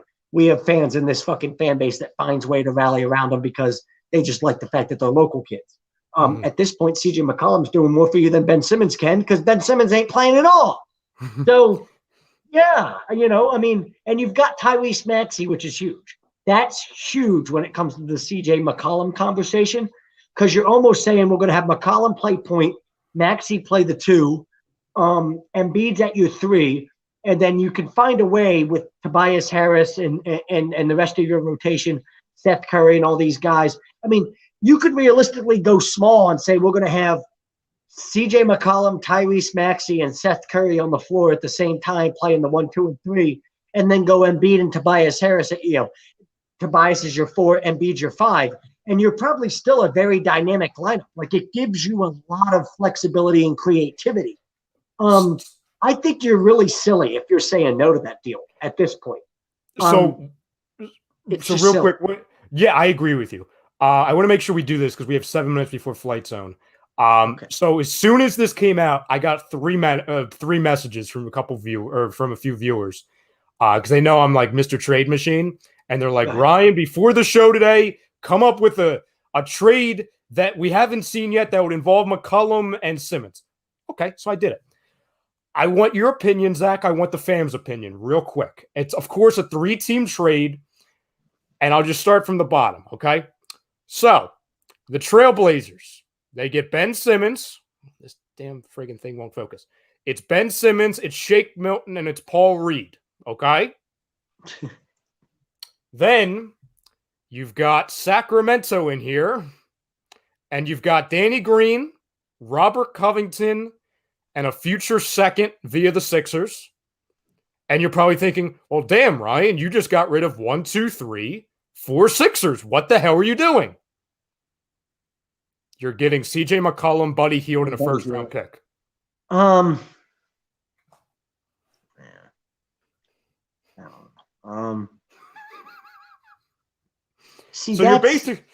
You're basically getting rid of Danny, Ben, one of your guards and Shake because you don't want to have 50 freaking guards on the team, and Paul Reed, and a second for those 2 players. I'd probably do it, yeah. Because Paul Reed's irrelevant. Shake Milton's. So therefore, I look at that and say, I'm giving up Ben Simmons. Well, you're also giving up Shake Milton and Paul Reed. I might as well be giving up your sister and a box of Kleenex. Let's be honest. We're at a point there where, do I really give a fuck? No, I don't. Great. Paul Reed and Shake Milton are great 12th men. Great. They're great fucking 12th men. I don't give a fuck. I think it really comes down to, are you willing? CJ McCollum help this team right now. I think it comes down to, are people willing to get rid of Danny Green? I think that's the thing that people. Okay, listen, if you're not willing, I'll trade Danny Green for you. Okay, let's be honest. I'll trade Danny Green for a box of Kleenex and a new bag of basketballs for practice. Okay, let's stop it. Danny Green. Are we kidding me right now? So, like I said, and that roster, I don't know how it would look because you would have to send somebody to the bench, whether it's Seth or Tyrese or something. But Seth shouldn't be starting. If we're being honest, Seth is at his best coming off the bench. That's where Buddy Hield makes a lot of sense because then you have an idea. CJ McCollum, Tyrese Maxey, Buddy Hield, and Seth Curry. You've got 4 guys to split between 2 or 3 spots. There's a lot of flexibility there, right? All of a sudden, a ton of flexibility, which is the way that should be. I don't need Seth Curry playing over 30 minutes a night, but him playing 25 minutes a night, shooting threes at the level that he does, playing from the perimeter the way that he does, effective. He's had a great start to this year, but to act like he's going to continue to play at this level for the rest of the year, Seth Curry I'm talking about, I think for me is a little bit silly. Yeah, the last thing I'll say real quick before we wrap up here, I would love the bench dynamic of Seth Curry, Niang, and Thibault. Just those 3 playing together. I would love that. With Drummond and let's say Maxey, I would absolutely love that. And depending on your matchup, what you've got is you've got the ability where depending on the matchup, you go McCollum at the point and Maxey at 2, or McCollum at the point and Seth at 2, or Maxey at the point and Seth at 2. Depending on who you're playing that day and what the matchup dictates you do, you've got the flexibility to do it, which is what you need if you're going to be a competitive Eastern Conference team. The Bulls have a lot of depth. The Heat have a lot of depth. The Knicks have a ton of depth. The Celtics have a ton of depth, right? You talk about all those teams that you're kind of competing with in the same category with that. That's what they are. They're teams that are deep. And I like how deep we are. I'm with you there. We're much deeper after that deal than we were before. A lot more scoring, too. Tobias doesn't have to be that secondary scorer. If anything, he's fourth behind a McCollum and a Buddy Hield. 100% a better. I mean, that's a win-win. Just the fact that by making that deal, Tobias doesn't have to be your second scorer. Yeah, and you still have that size presence with Tobias, so you're not losing all your size. If anything, you're getting a little bit bigger. And like I said, then you're taking pressure off of Maxey because he doesn't have to be that third scorer. McCollum, you saw the improvements that Seth Curry had with Embiid. I would say that would end up being McCollum times 10 because McCollum's a better player than Seth Curry. So McCollum absolutely. Playing with a guy like Embiid and the pick and roll and all that stuff, I would love that, and I would do it in 2 seconds. And if you've got a guy like Niang and Thibault coming off your bench, you've got 2 elite defenders. 2 guys. It's most teams only have 1. You have 2. You could realistically say you're going to play with this rotation, and you're going to play with this rotation, and you have an elite defender on the floor at all times, no matter what. Exactly. That's where you're at with that type of depth. Last thing. 4HVNS8K. Interesting name. He says, how the hell do we get CJ and Hield? I just said it. You've got I made a 3. I want to just tell you to rewind, but I won't do that to you. I did a 3. Go back and look at that deal. But I mean, he can go back and look at it, rewrite it. If you just look at it because you had the screenshot of it, you're giving up what you said, 4 Sixers and then 2 picks. And then there's a couple people from Portland, moving. Yeah. Realistically, what you're doing is, if you're the Sixers, you're giving up four players and a pick to get Buddy Hield, CJ McCollum, and a pick in return. Yeah. And then there's a couple players there from Sacramento and Portland and yada yada that complete the 3-team deal. But if you're the Sixers, you're just looking at it as, we're giving up 4 players and a pick to get CJ McCollum, Buddy Hield, and a future pick. Correct. Fam, that's going to do it for us. Stay tuned. Coming right after we get off the air, you've got the Flight Zone with Jimmy and Evan, and you've got special guest Rob Brinkman from the Sports Hounds. They're going to be recapping. They're going to be talking about, obviously, the Jalen Hurts Gardner Minshew conversation. They're going to be giving a full recap of NFL Week 13. They're going to be giving your live reaction to the final 7 or so minutes for Con 3. You missed it, damn it, Furcon. The final 7 minutes of Sixers against Charlotte. Taking all your questions, obviously, going all throughout the world of Philadelphia, all throughout the world of the NFL, and finishing the show with obviously their biggest winners of the weekend. Appreciate Zach for hopping on. You can catch Zach every Saturday evening on the Weekly Roundup with our guy Steve Rochelle. Also stay tuned for all the other shows on A2D. Special shout out to Fan Up. Fan Up, as always, brought to you this show. The best way to enjoy fantasy sports. You can get in on daily NFL contests and more. You can win great prizes. Sign up today. Use promo code A2D for 5,000 bonus points. That's a $50 value. Just go to fanup.app to download. A bunch of A2D guys are in it. It's a ton of fun. But like I said, fam, coming up right now, literally, it's like on the dial. Coming right after this commercial break, not really, just go to the other stream, is the Flight Zone. So stay tuned for that. Appreciate everybody for hopping in. Appreciate all the super chats, the comments, the debate. We love it, regardless of which side you're on. For Tom Arnone, for Zach Burr, I'm Ryan Brodo. I'll see you guys on Wednesday. Zach will see you all on Saturday. Tom will see you guys on Wednesday also. Zach, anything else, man, until we get back here? I appreciate you having me on. I apologize for over talking, which I have a tendency to do sometimes. I don't care. But I hope everybody enjoyed it. Yeah, all good, brother. Fam, always appreciate you. Stay tuned for the Flight Zone. We're out of here.